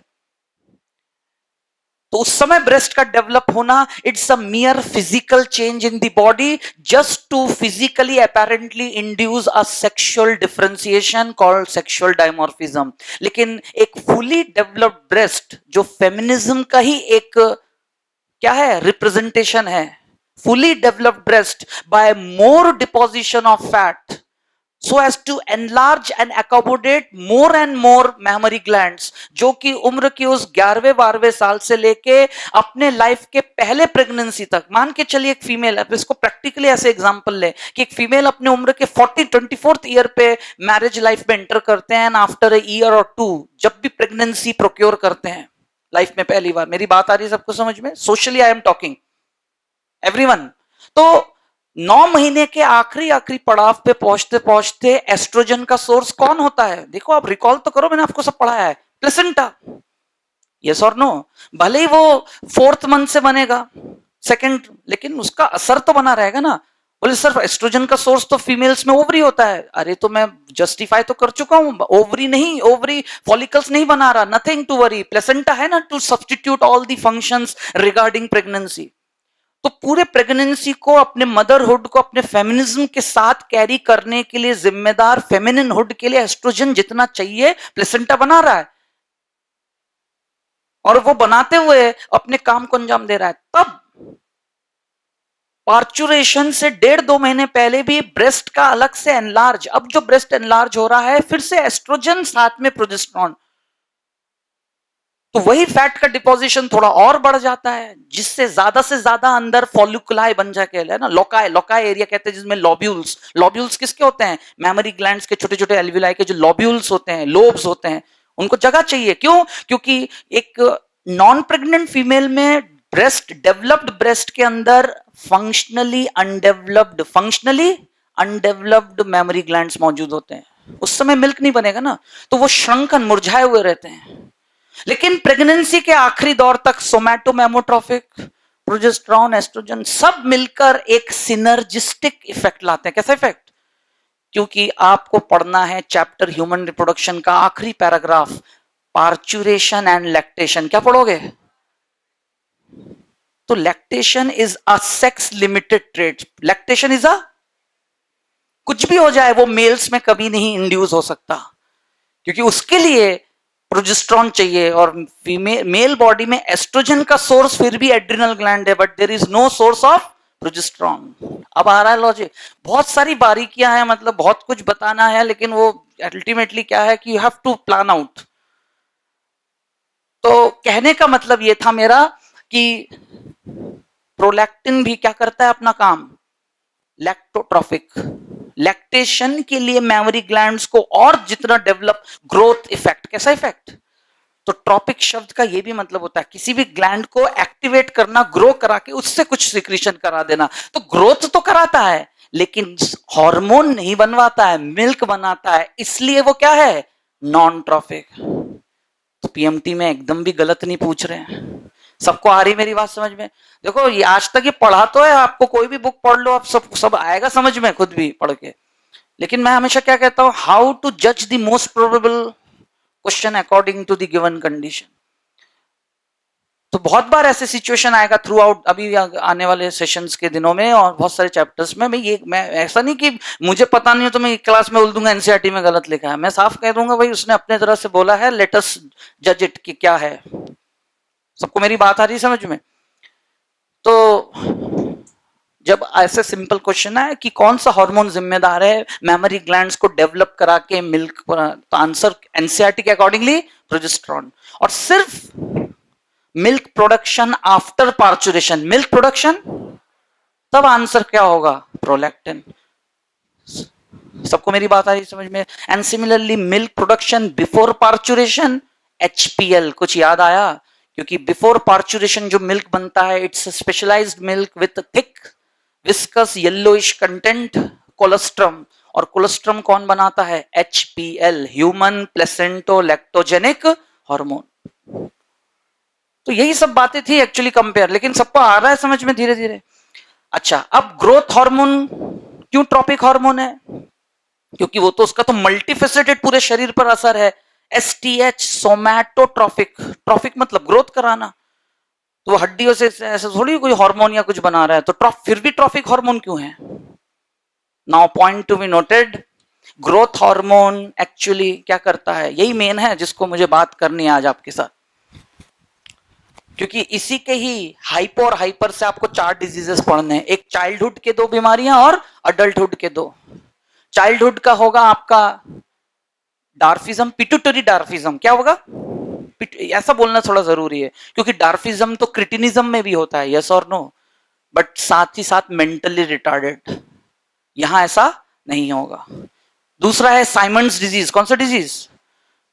जो चाइल्डहुड के एंड एंड पे अगर आना शुरू हो जाएगा, मतलब उसके लिए चाइल्डहुड ही मानता है, और उसका असर आते आते 15वां साल, जब शरीर और ज्यादा मैच्योर होके हर तरह से यूथ, लेकिन the person is showing old age condition. कैसा कंडीशन?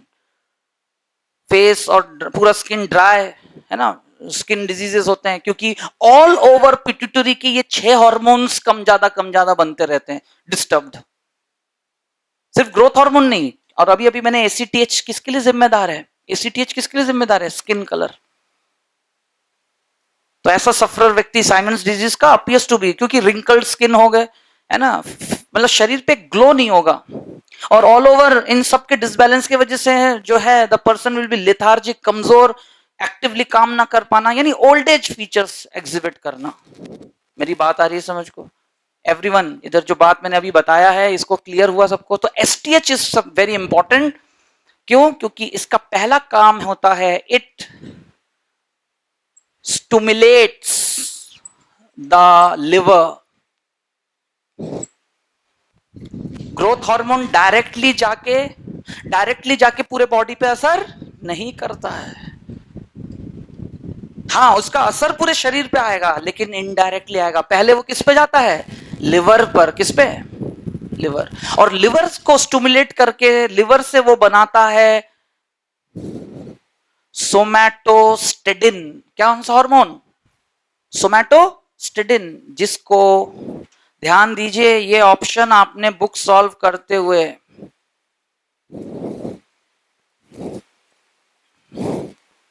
आईजीएफ्स क्या बनवाता है? या तो सोमैटोस्टेडिन कहते हैं या IGFs, insulin like growth factor. Insulin like, सबको मेरी बात आ रही समझ में? तो आज आपको लिवर से और एक हार्मोन पता चला। एक तो आप ऑलरेडी जानते थे जो कि इनएक्टिव था, एंजियोटेंसिनोजन। मैं उस दिन भी इसका नाम ले सकता था लेकिन मैं उलझाना नहीं चाहता था आपको मेंटली। जिस दिन जो आएगा उस दिन बता देंगे। सबको आ रहा है समझ में? Everyone, growth hormone is also a tropic hormone. It targets and stimulates the liver, which is a gland, and it produces the hormone somatostedin, या फिर जिसको क्या कहते हैं? IGFs, यानी इंसुलिन लाइक ग्रोथ फैक्टर्स।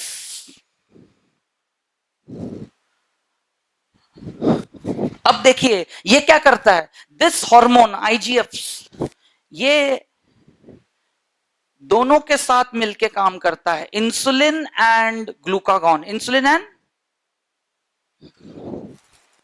दोनों के लिए कैसे काम कर सकता है भाई? शरीर के लिए क्या है? ग्रोथ क्या है? मसल्स और बोन्स का डेवलपमेंट। मसल्स और बोन्स दोनों को क्या चाहिए? प्रोटीन। दोनों को क्या चाहिए? प्रोटीन।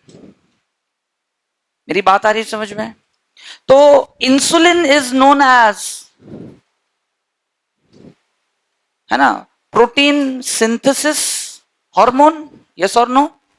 इंसुलिन क्या करता है? प्रोटीन सिंथेसिस, और साथ ही साथ क्या करता है? लिपोजेनेसिस। क्या करता है? Insulin is a lipogenic hormone. याद आ रहा है सबको?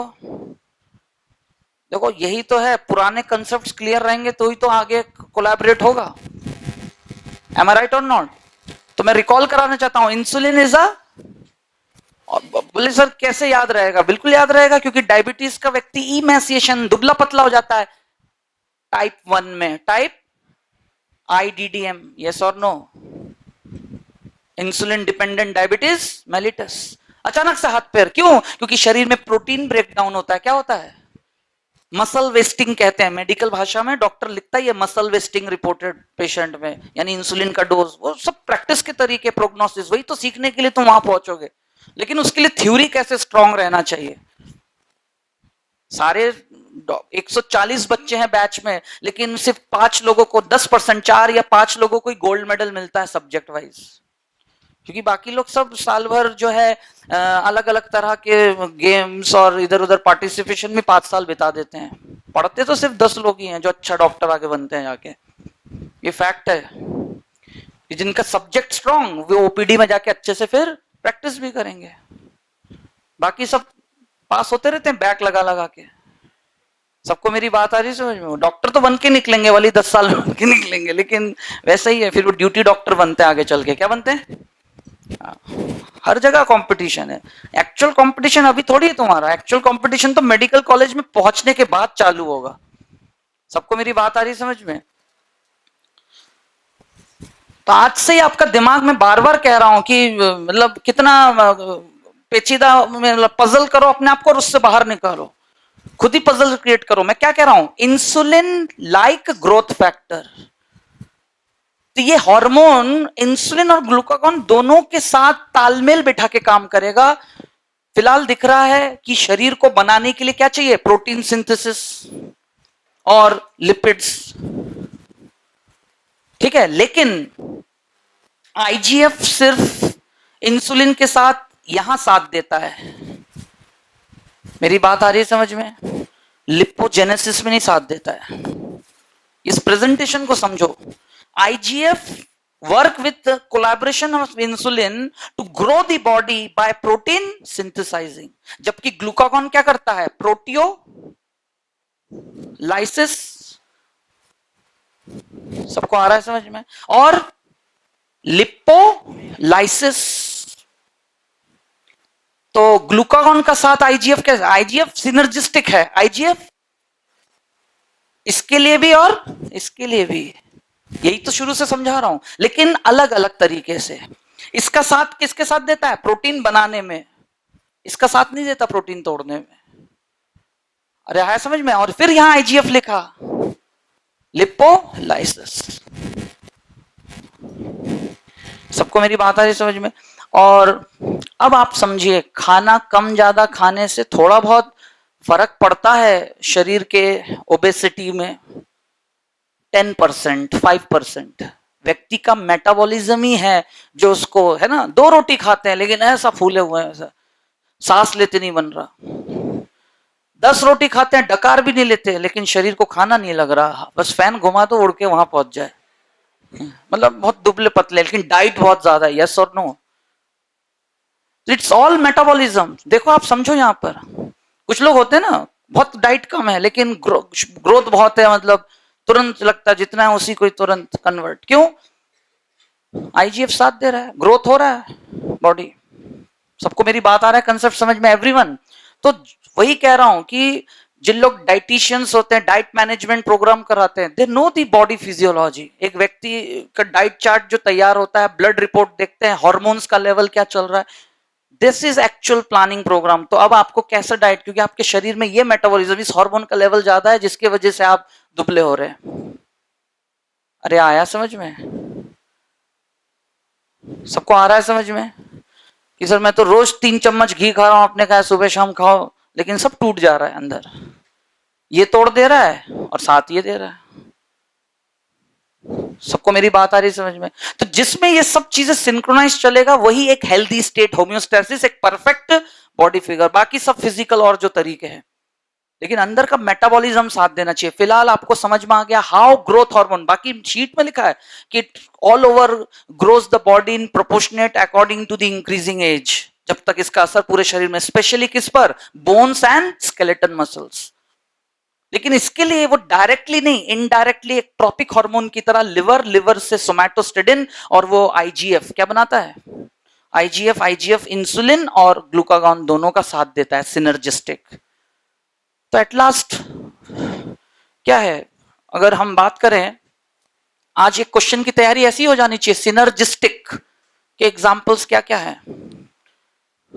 आईजीएफ एंड इंसुलिन, ये सही है। आईजीएफ एंड ग्लूकागॉन, कुछ लोगों को लगेगा ये कैसे पॉसिबल है, ये दोनों एंटागोनिस्टिक और ये दोनों का साथ दे रहा है तो अपने आप, लेकिन क्लियर है? अरे आया समझ में?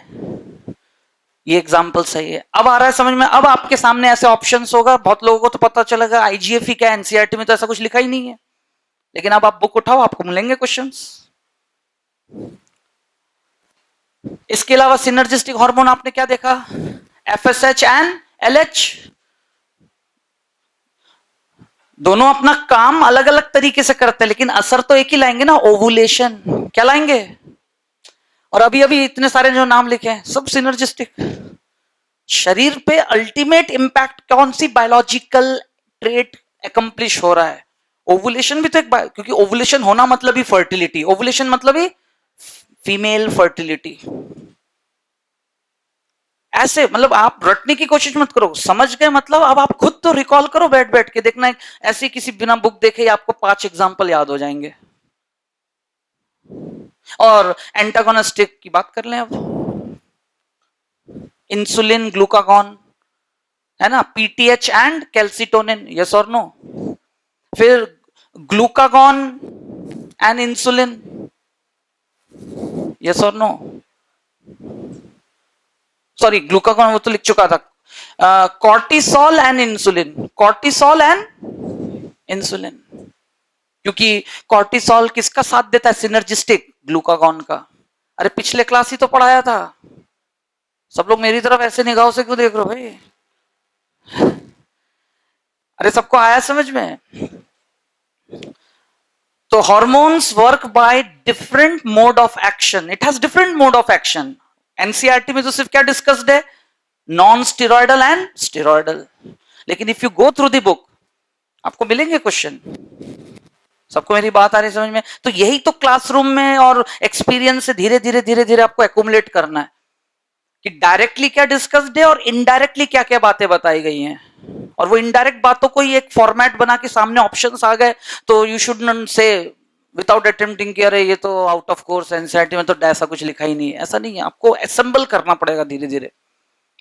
तो आज आपने 2 चीजें सीखी, और सिनर्जिज्म एंड एंटागोनिज्म, उसके examples. Okay, now I will like to go through the booklet once again. Page number 26. Page number 25 में तो वही है, मैं डायग्राम से पूरा बता ही चुका हूं डिटेल, लेकिन पेज नंबर 26 पे आइए। हिस्टोलॉजी, जो डार्कली स्टेन्ड होते हैं क्रोमोफिल, जो लाइटली स्टेन्ड होते हैं है ना कलरलेस, वो है क्रोमोफोब। और वो फिर खुद 2 तरह के होते हैं, क्रोमोफिल्स, बेसोफिल्स, एसिडोफिल्स। क्रोमोफोब, कॉर्टिकोट्रॉफ, एसीटीएच एकमात्र सेल। बेसोफिल्स खुद 2 तरह के होते हैं, लैक्टोट्रॉफ, सॉरी गोनाडोट्रॉफ और थायरोट्रॉफ। सबको आ रहा है समझ में? सेल्स के नाम लिखे हुए हैं यहाँ के जो मौजूद है। The master gland pituitary exerts it's control over. ठीक है, भले ही पिट्यूटरी ग्लैंड को मास्टर ग्लैंड कहा गया है, क्या कहा गया है? मास्टर ग्लैंड कहा गया है। But now point to be noted कि यहां पर टोटल मास्टर ग्लैंड को छोड़ दें तो टोटल कितने ग्लैंड है? 5। लेकिन 5 पर पिट्यूटरी ग्लैंड का कंट्रोल नहीं होता। अभी तक के एक्सप्लेनेशन में आपने एक ही ग्लैंड सुना था, दैट इज पैराथायराइड। कौन सा? दूसरा पेनक्रियास। सबको आ रहा है लॉजिक समझ में? पेनक्रियास पर भी कंट्रोल नहीं है। किस किस पर है फिर? थायराइड पे है, एड्रिनल ग्लैंड पे है। तो देखिए गौर से, master gland pituitary exerts control through anterior pituitary. 6 hormones बनते हैं और इससे उनका असर किन किन पर होता है? Thyroid, adrenal gland and gonads, along with mammary gland, along with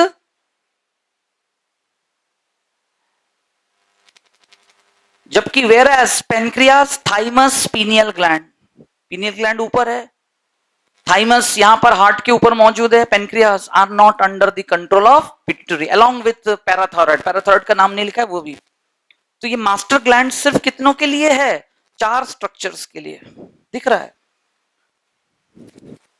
gonads, adrenal gland, thyroid and mammary gland. Hormones produced, list लिखा हुआ है। Now out of the above mentioned hormone the first 3 are pure proteins. देखो आपके लिए काम आसान कर दिया है। टोटल 6 हार्मोन्स है, शुरू के 3 जो है, अब इसके सीक्वेंस के अकॉर्डिंगली यहां जैसा लिखा है जीएच, प्रोलैक्टिन एंड एसीटीएच, ये तीनों कैसे हैं? Pure protein, peptide hormones. जबकि आखिरी के 3 कैसे हैं? Glycoproteins, TSH, FSH, LH. मतलब but all work by which mechanism? Quick acting की लेट एक्टिंग? आंसर होगा, आंसर क्या होगा? क्विक एक्टिंग, यानी दे आर नॉन स्टीरॉयडल। कैसे हॉर्मोन्स हैं? सेकेंडरी केमिकल मैसेंजर का इस्तेमाल करेंगे, कैस्केड इफेक्ट से काम करेंगे। इनके रिसेप्टर सेल मेम्ब्रेन के ऊपर होगा। किसके ऊपर होगा? They can not cross the membrane, cytoplasm में एंटर नहीं करेंगे। That what it means. Except prolactin hormone, all the 5 hormones are tropic hormones। पे समझा ही चुका हूं। That is they stimulate other endocrine gland to perform secretion of hormone, whereas prolactin is a hormone secreted by endocrine gland which stimulates mammary gland to produce milk। तो which pituitary hormone stimulate an exocrine gland to produce the product? Answer होगा prolactin।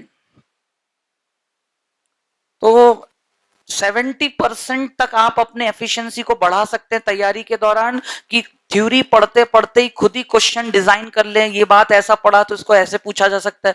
मतलब अब तक थोड़ा सा आपको खुद को एक आइडिया है ना। बेसिकली आप पेपर एक बार दे चुके हो, finally face the NEET paper in the hall, examination hall में, और पिछले 2 महीने में आपने अभी तक जितने पेपर दिए अपने लेवल पे आप प्रैक्टिस कर रहे हो। तो एक क्वेश्चन का लैंग्वेज कैसे होता है। तो डोंट वेट फॉर कि फिर कौन सा एक बुकलेट मिलेगा, कौन सा बुक, वो तो तुम खुद ही पढ़ते पढ़ते ऐसा है, इस बात को ऐसे, मैंने फलाना क्वेश्चन बुकलेट लगाया था उसमें इस बात को ऐसे पूछा गया था, ऐसे आपको असेंबल करना आना चाहिए। Okay, finally googly, growth hormone is an endocrine tropic hormone, जबकि होना नहीं चाहिए। यही तो मैंने आपके सामने एक एक्सेप्शन कहा था। Because it does not directly stimulate any endocrine gland but else promotes the liver to produce है ना somatostedin hormone which induces growth of bones muscles proportionately। लेकिन यहां फिर वो समझाया नहीं कि कैसे ये होता है।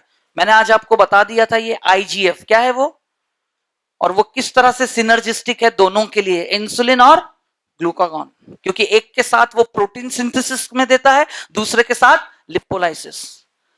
चलिए इस बात को फिर मैंने मेरे बुकलेट में कहीं और डिस्कस किया है, और वो भी मैं यहां बता देना चाहूंगा। लास्ट पेज पे आइए इस बुकलेट में, पेनक्रियास, पेज नंबर 43,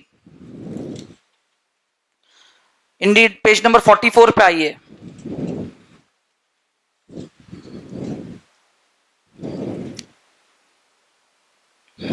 देखिए कनेक्टिंग कंसेप्ट, वो तो क्या है, हमेशा हर साल लेक्चर्स, मेरा कोई प्लान्ड लेक्चर्स नहीं होते मेरे कि ये चीज यहीं पढ़ाऊंगा। कभी कभी वो अलग अलग जगह अलग अलग मूव करते रहते हैं, depends upon the temperament of the student कि कौन लेक्चर को किस लेवल पे लेते जा रहा है। स्टूडेंट्स के भी पार्टिसिपेशन से डिसाइड होता है। तो जब मैंने क्लास 11th का ये नोट्स है जब उनको पढ़ाया था उस साल, उसी में उन लोग को आ गया था समझ में, और कुछ क्वेश्चन पुटअप हुए थे, है ना, क्या बोलते क्वेश्चन आवर्स में। तो मैंने कहा था चलो मैं पेनक्रियास पढ़ाते उस बात को साबित करूंगा, तो उस तरह से मैंने उसमें समझाते हुए लिखवा दिया था। अब देखिए, लेट मी जस्टिफाई जिस बात को आज आपने कहा एक्सपीरियंस किया with explanation of pituitary gland, और देखिए वहां मैंने पेनक्रियास के साथ कैसे कंपेयर कर दिया बात को। देखिए क्या लिखा है, फिर से वही कनेक्टिंग कंसेप्ट, पूरा पेनक्रियास का सारा रोल समझने के बाद, और जो भी है, before going to the disorders, both STH जिसको हम जीएच भी कहते हैं, somatotropic growth hormone of anterior pituitary and insulin are anabolic. कैसा हार्मोन है? प्रोटीन सिंथेसिस है ना, कोई चीज बन रहा है तो क्या हो गया, एनाबॉलिज्म। और ना केवल बल्कि कार्बोहाइड्रेट, तो आप तो जानते ही हो कि इंसुलिन क्या करता है, ग्लूकोज को ग्लाइकोजन बनाता है। ग्लूकोज को थोड़ी देर के लिए क्या है भूल जाते हैं कि अरे इंसुलिन कार्बोहाइड्रेट को कैसे असेंबल कर रहा है, वो तो और ज्यादा से ज्यादा पहला फंक्शन तो उसका ये है कि ज्यादा से ज्यादा ग्लूकोज सेल क्या कर सके, अपटेक, यूटिलाइज। वो तो टूट रहा है, एनाबॉलिज्म कहां है। वो कराने के बाद एक्स्ट्रा ग्लूकोज को पहले ग्लाइकोजन में कन्वर्ट करना, फिर अगर बच जाए तो प्रोटीन में, और फिर भी बच जाए तो लिपिड्स में। यस और no? Protein synthetic hormone insulin, lipogenesis and carbohydrate यानी glycogenesis, glyco all the above. बन गया क्वेश्चन। द इफेक्ट ऑफ, या इफेक्ट बोलना भी सही रहेगा क्योंकि इफेक्ट तो वो सेल को करता है। किस सेल को? Insulin, liver cell. कौन सा सेल? इसके अलावा एडिपोसाइट्स, कुछ याद आया? एंड मसल सेल्स, तीनों में कर सकता है इंसुलिन।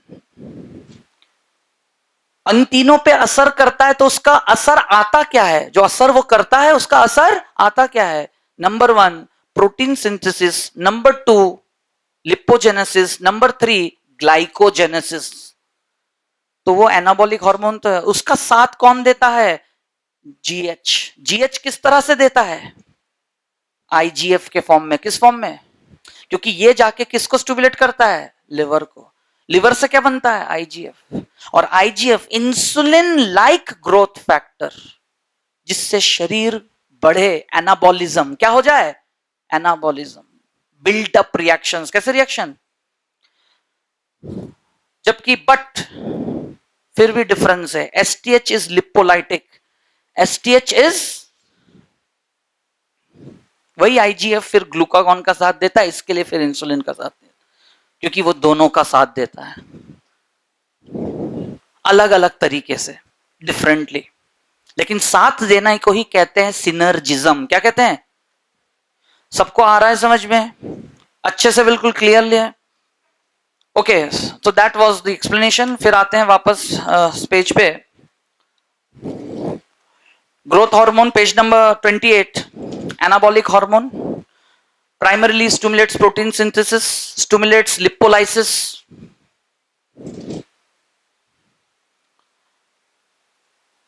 लेकिन वो लिपिड इसलिए तोड़ता है क्योंकि lipid is the richest source of energy, और तेजी से शरीर को ग्रोथ कराने के लिए जो मेटाबॉलिज्म, उसमें ज्यादा से ज्यादा एनर्जी मिले, मतलब इस एंगल से। ऐसा नहीं कि वो ब्रेक डाउन करके कुछ लॉस कराना चाह रहा है।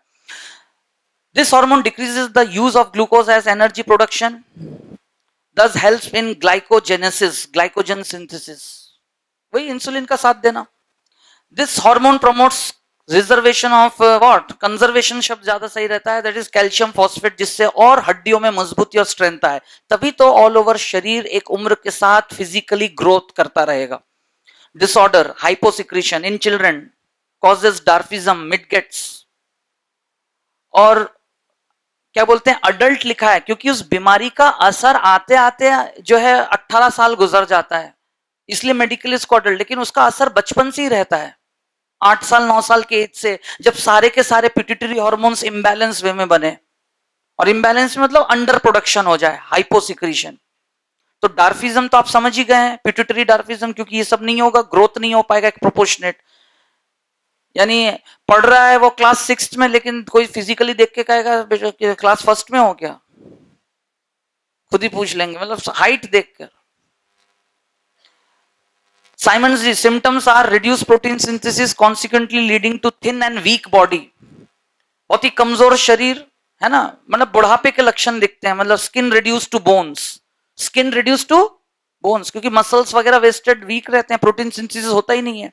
ऐसा लगेगा कि सिर्फ स्किन है और उसके नीचे हड्डियां हैं, बीच में मसल्स होंगे ही नहीं, मतलब इतना thin and lean.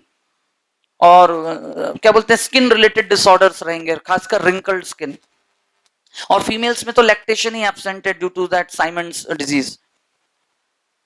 Hyper secretion in children gigantism, और अडल्ट्स में acromegaly, one of the prominent question. Gorilla man disease 18 साल प्लस हो जाने के बाद, जब बॉडी में ग्रोथ सारे फैक्टर्स कांस्टेंट हो जाते हैं, सारे हड्डियों के एपिफाइसियल प्लेट जिन पर ग्रोथ हार्मोन का असर होता है वो सब क्या हो जाते हैं? गायब, डिसअपियर।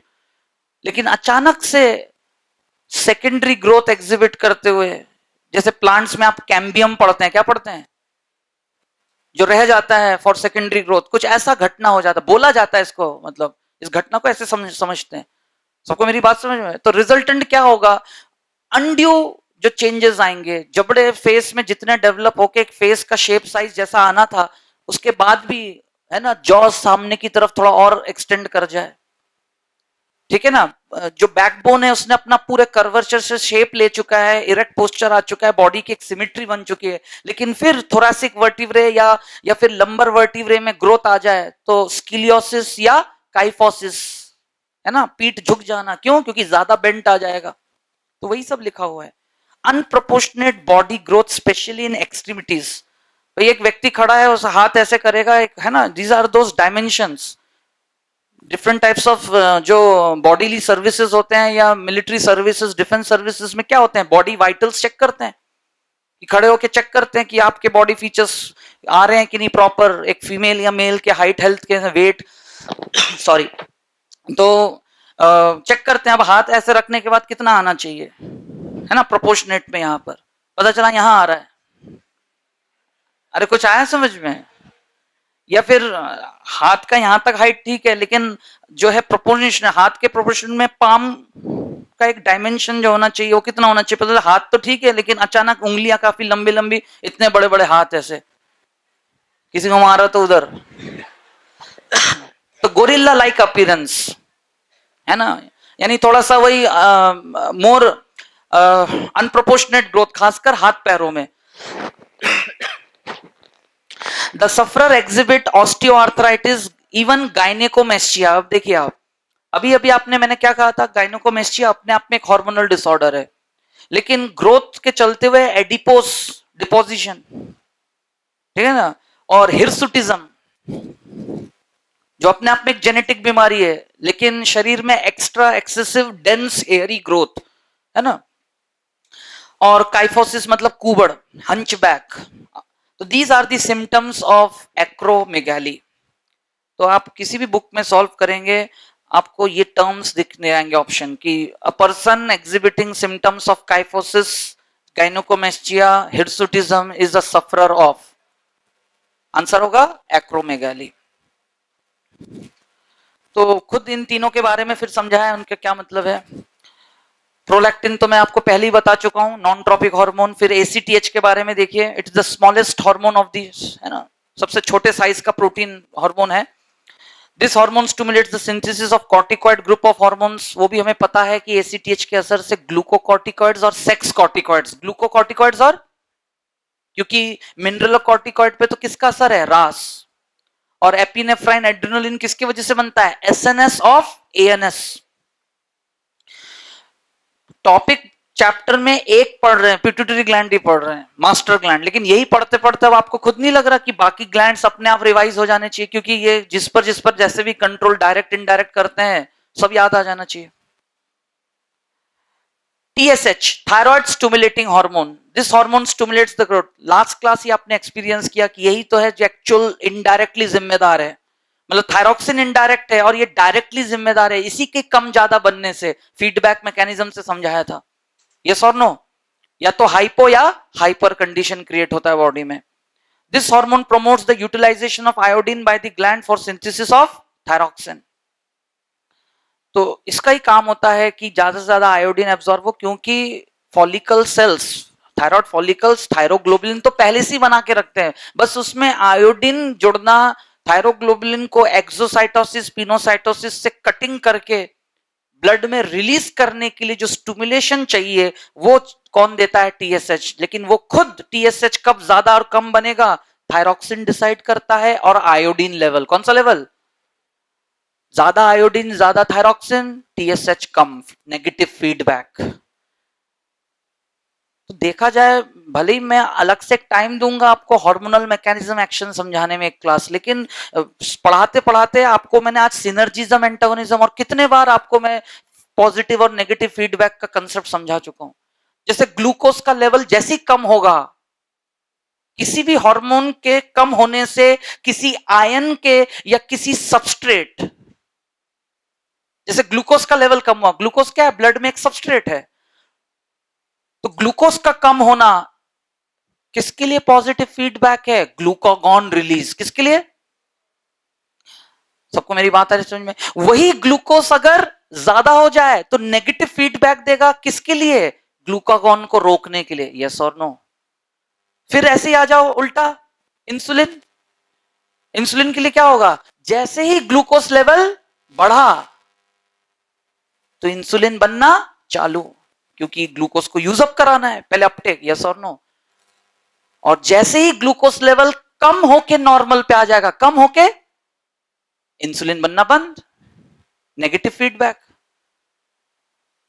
थोड़ा सा मतलब शांत मन से धीरे धीरे बोल बोल के दिमाग में ऐसे बैठ के आप सेट करे देखिएगा, आपको इजी लगने लगेगा। वो क्या होता है, हम लोग कहीं भी पढ़ते पढ़ते ऐसे तुरंत सोचते हैं कि बस याद कर लें जल्दी से, लेकिन ऐसा नहीं होता, थोड़ा शांत मन से। अभी मैंने क्या कहा, there are two types of feedback mechanism, positive and negative.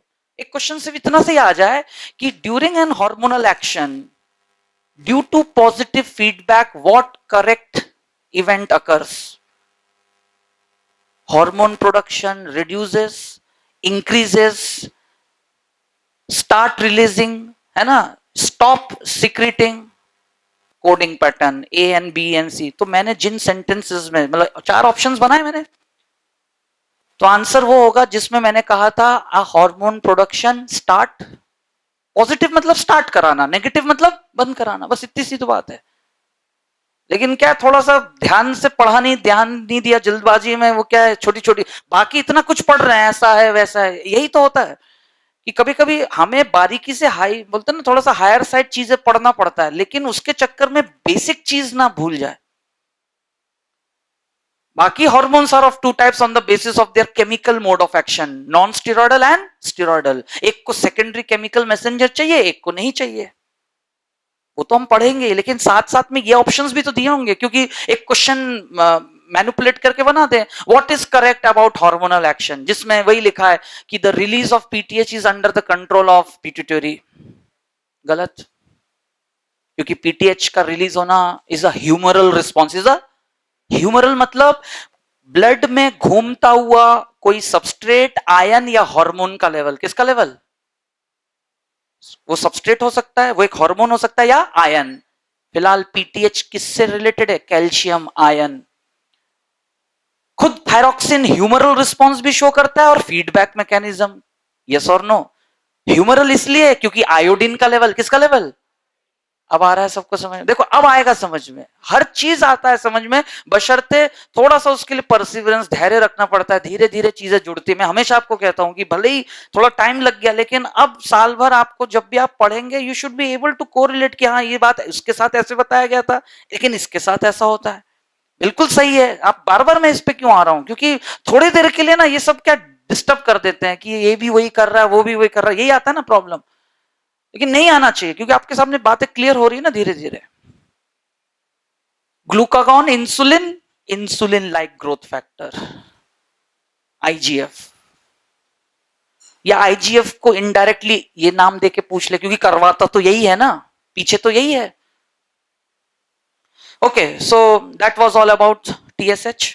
अब आते हैं एफएसएच, गोनाड गैमेटोजेनिक, क्योंकि वो गोनाड को एक्टिवेट करेंगे उसको साइटोजेनिक नेचर देने के लिए। क्या देने के लिए? चाहे स्पर्मेटोजेनेसिस के लिए जिम्मेदार है, भले ही ऊजेनेसिस के लिए जिम्मेदार नहीं है एफएसएच, लेकिन ऊजेनेसिस का एंड प्रोडक्ट फॉलिकल, कौन? फॉलिकल को तो कुल मिला के गैमेट्स ही तो रिलीज होगा, चाहे मेल में हो चाहे फीमेल में, इसलिए सही लिखा है बिल्कुल। This hormone is equally responsible for promotion of gamete formation in male and female, especially in females. This hormone also stimulate the ovarian release, ultimately secondary oocyte immature ovum होगा, लेकिन वो होने के लिए आज आपको पता है, अब आप ये बात समझ सकते हैं कि कैसे मैमेलियन फीमेल के ओवरी की खासियत है कि वो ना केवल एक सेल अवेलेबल कराएगा, हैप्लॉइड सेल, बल्कि उस दौरान वो गोनाड अपना एंडोक्राइन बिहेवियर, और मैमल फीमेल की ओवरी का एंडोक्राइन नेचर किस हिस्टोलॉजिकल स्ट्रक्चर के कारण आता है? The answer is follicles, ovarian follicles. कहां से आए ये ovarian follicle? These are the product of a event, cytogenic event called oogenesis. In female it begins before birth, multiplicative growth and maturation. The product are oogonia, primordial follicle, primary follicle, arrested primary follicle with arrested primary oocyte. कुछ याद आया? Whose numbers till birth, till at birth कह लो, is something 2 to 1.5 to 2 lakhs, लेकिन 10 साल में वो reduce होके less than 1 lakh, ऐसा बोल दूं? याद आ रहा है सबको? या फिर एनसीईआरटी का क्या फिगर है? 62 पर ओवरी। और उन हजारों फॉलिकल्स में से फिर शुरू होगा a characteristic day will come under that inactive pineal gland with unavailable melatonin, GnRH will released in significant amount. Which will released? GnRH, releasing hormone. which is going to create an impact in next 3 to 4 months, maximum 6 months on anterior part of pituitary to release a significant amount of GNH, gonadotrophin. हो गया revision.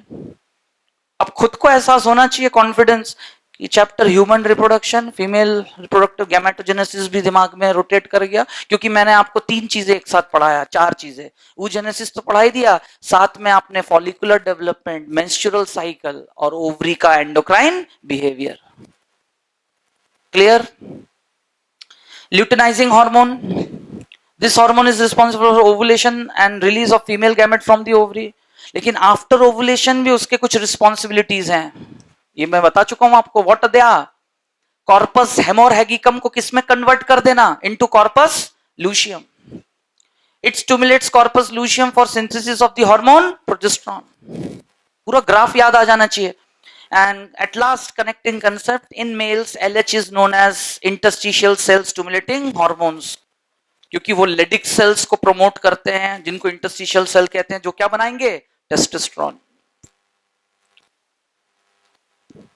तो इसी तरह से बाकी सबके नाम लिखे हुए हैं, मिडिल पार्स, इंटरमीडिया, पोस्टीरियर में इनके बारे में लिखा हुआ है, पूरा सिस्टमैटिकली लिखा हुआ है. और finally page number 31 now comes to its disorder, ADH का डिसऑर्डर. वंस अगेन, कि आज आपने कशिंग सिंड्रोम भी पढ़ रखा है, एडिसन्स डिजीज है ना, डायबिटीज इंसिपिडस और डायबिटीज मेलिटस. चारों में एक बात कॉमन है, पॉलीयूरिया. लेकिन डिफरेंस कैसे, कहां और क्या कारणों से आएगा, अब आपको ये एनालाइज करना आना चाहिए.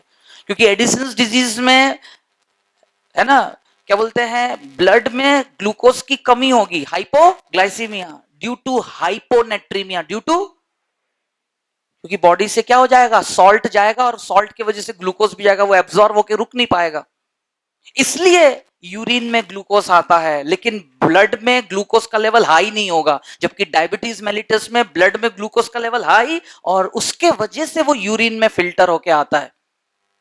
आया सबको समझ में? तो ये छोटी छोटी बातें हैं, मतलब that's how you will assess yourself mentally कि your preparation is going in right direction or not. But ADH के बारे में आप देख लीजिए, in such a condition water absorption is reduced, amount of water in urine is increased. मतलब dilute urine पास करना, कैसे यूरिन पास करना है ना, दिन भर में 3 लीटर्स, जस्ट डबल. इतना तो एक व्यक्ति यूजुअली ध्यान रख के पानी पीता भी नहीं है, जबकि एक व्यक्ति को रोज कम से कम 5 लीटर पानी पीना चाहिए. आ रहा है समझ में, है ना, to flush out the body एक तरह से, क्योंकि body is 70% made up of water, 72%. तो सारे ऑर्गन्स जो है उनका जितना भी वाटर कंटेंट उनके इंटरस्टिशियल टिश्यू में रहना चाहिए. किडनी पूरा एक स्पॉन्ज की तरह है एक्चुअली, उसके जो कॉर्टेक्स और मेडुलर रीजन है, उसके इंटरस्टिशियम और मेडुलरी रीजन बिल्कुल स्पॉन्ज की तरह, क्योंकि बहुत देर तक यूरिन होल्ड करने पे यूरेटर से वापस जाके वो पूरे इंटरस्टिशियम में फैलता है, किडनी हल्का सा फूल जाता है. ऐसे अक्सर हैबिचुएशन, यूरिन को रोकने के हैबिचुएशन से क्या होता है, मैल इंपैक्ट ऑफ व्हाट, यूरिन, क्योंकि उसके अंदर टॉक्सिक, आप समझ सकते हैं मेडुलरी रीजन में ऑलरेडी यूरिया होता है, तो वो जबकि यूरिया और उसके हार्मफुल इफेक्ट से बचाने के लिए यूरिन को कहां स्टोर किया जाता है, urinary bladder, which is lined by transitional epithelium. Which epithelium? और ट्रांजिशनल एपिथेलियम की क्या खासियत है, ग्लाइकोकैलिक्स, क्या लेयर मौजूद है. समझो ना, साइंस को समझो आप क्या है. तो आप इस नॉलेज को जब एक्चुअली हम फॉलो करते हैं, we can keep our body much healthier without irrespective of any other type of treatments and elements. लेकिन कहां अपने डे टू डे लाइफ में आम व्यक्ति इन बातों को ध्यान रख पाता है. ओके, सो तो point to be noted, diuresis. अच्छा, इसमें भी एक कंफ्यूजन आता है, what is polyuria and diuresis.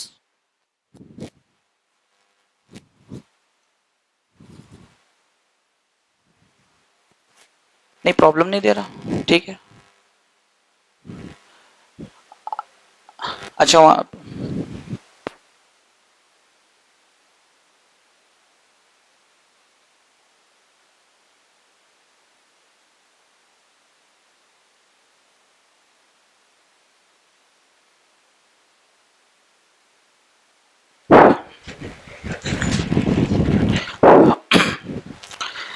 So there are the two terms, polyuria and diuresis. Diuresis मतलब more urine formation, ज्यादा यूरिन बनना, प्रोडक्शन होना, दैट इज डायूरेसिस। और उसका रिलीज होना उसी रेट के साथ, दैट इज ना more voiding, release of more and more amount of urine is called polyuria. आया सबको समझ में? तो फिलहाल ये जो हार्मोन है ये डायूरेसिस को रोकता है, यानी यूरिन के वॉल्यूम को रोकता है, यूरिन के। I repeat the sentence once again कि ठीक है, urine is increased, thus the urine becomes dilute and more in volume. Such a physiological state of disorder with a physical symptom of polyuria, with a physical symptom of, क्योंकि ये तो अंदर physiology है, लेकिन physical असर क्या आएगा? More urge of releasing the urine. Without sugar, glucose in urine called diabetes insipidus. It is different from diabetes mellitus क्योंकि उसमें glycosuria along with plus ketonuria भी लिख लीजिए। प्लस क्या लिख लीजिए? कीटोन्यूरिया। क्योंकि इंसुलिन की कमी से प्रोटीन का सिंथेसिस ना होकर प्रोटीन अक्सर टूट जाता है और कीटोन बॉडीज बनते हैं। क्या बनते हैं? And those are released with along what we call urine. तो कीटोन्यूरिया कंडीशन। तो that was all regarding pituitary gland.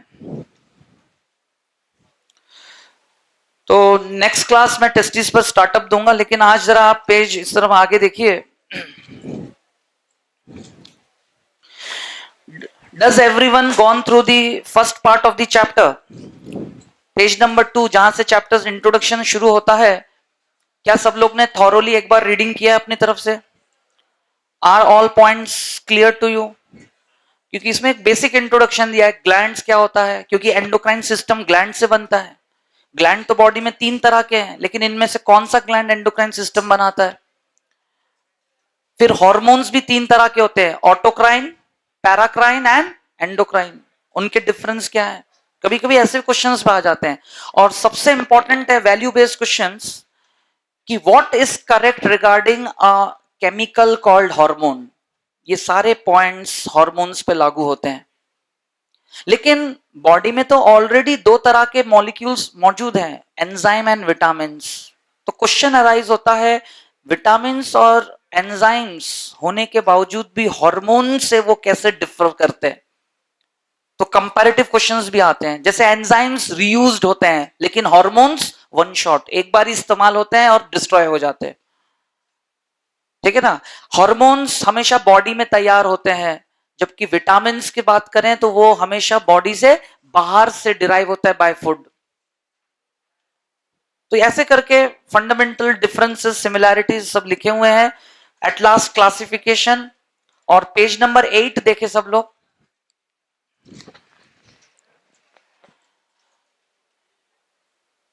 ये वाला हिस्सा बहुत इंपॉर्टेंट है, चैप्टर के आखिरी में डिस्कस्ड है डायग्रामेटिकली। तो यही मुझको अभी पढ़ाना है मेन इस चैप्टर में। लेकिन अब नेक्स्ट क्लास जो है हम इसमें देखेंगे पहले testis as an endocrine gland और मॉलिक्यूलर एक्शन। किसी को कोई डाउट है ना? So now I relieve the class, जाके सीधा घर पहुंचे और अपनी पढ़ाई कंटिन्यू करें। कल आपका टेस्ट सीरीज है, ठीक है? और जैसा कि सबको टॉपिक पता है, जूलॉजी में चैप्टर मूवमेंट एंड लोकोमोशन से सिर्फ मसल्स एंड मस्कुलर सिस्टम क्या आएगा? पूरी हिस्टोलॉजी तीनों मसल्स का, और उससे बना हुआ हमारा पूरा muscular system, red and white muscles तक जो मैंने पूरा पढ़ाया है ना? इसी में से आपका पूरा क्वेश्चंस आएंगे। किसी को कोई डाउट?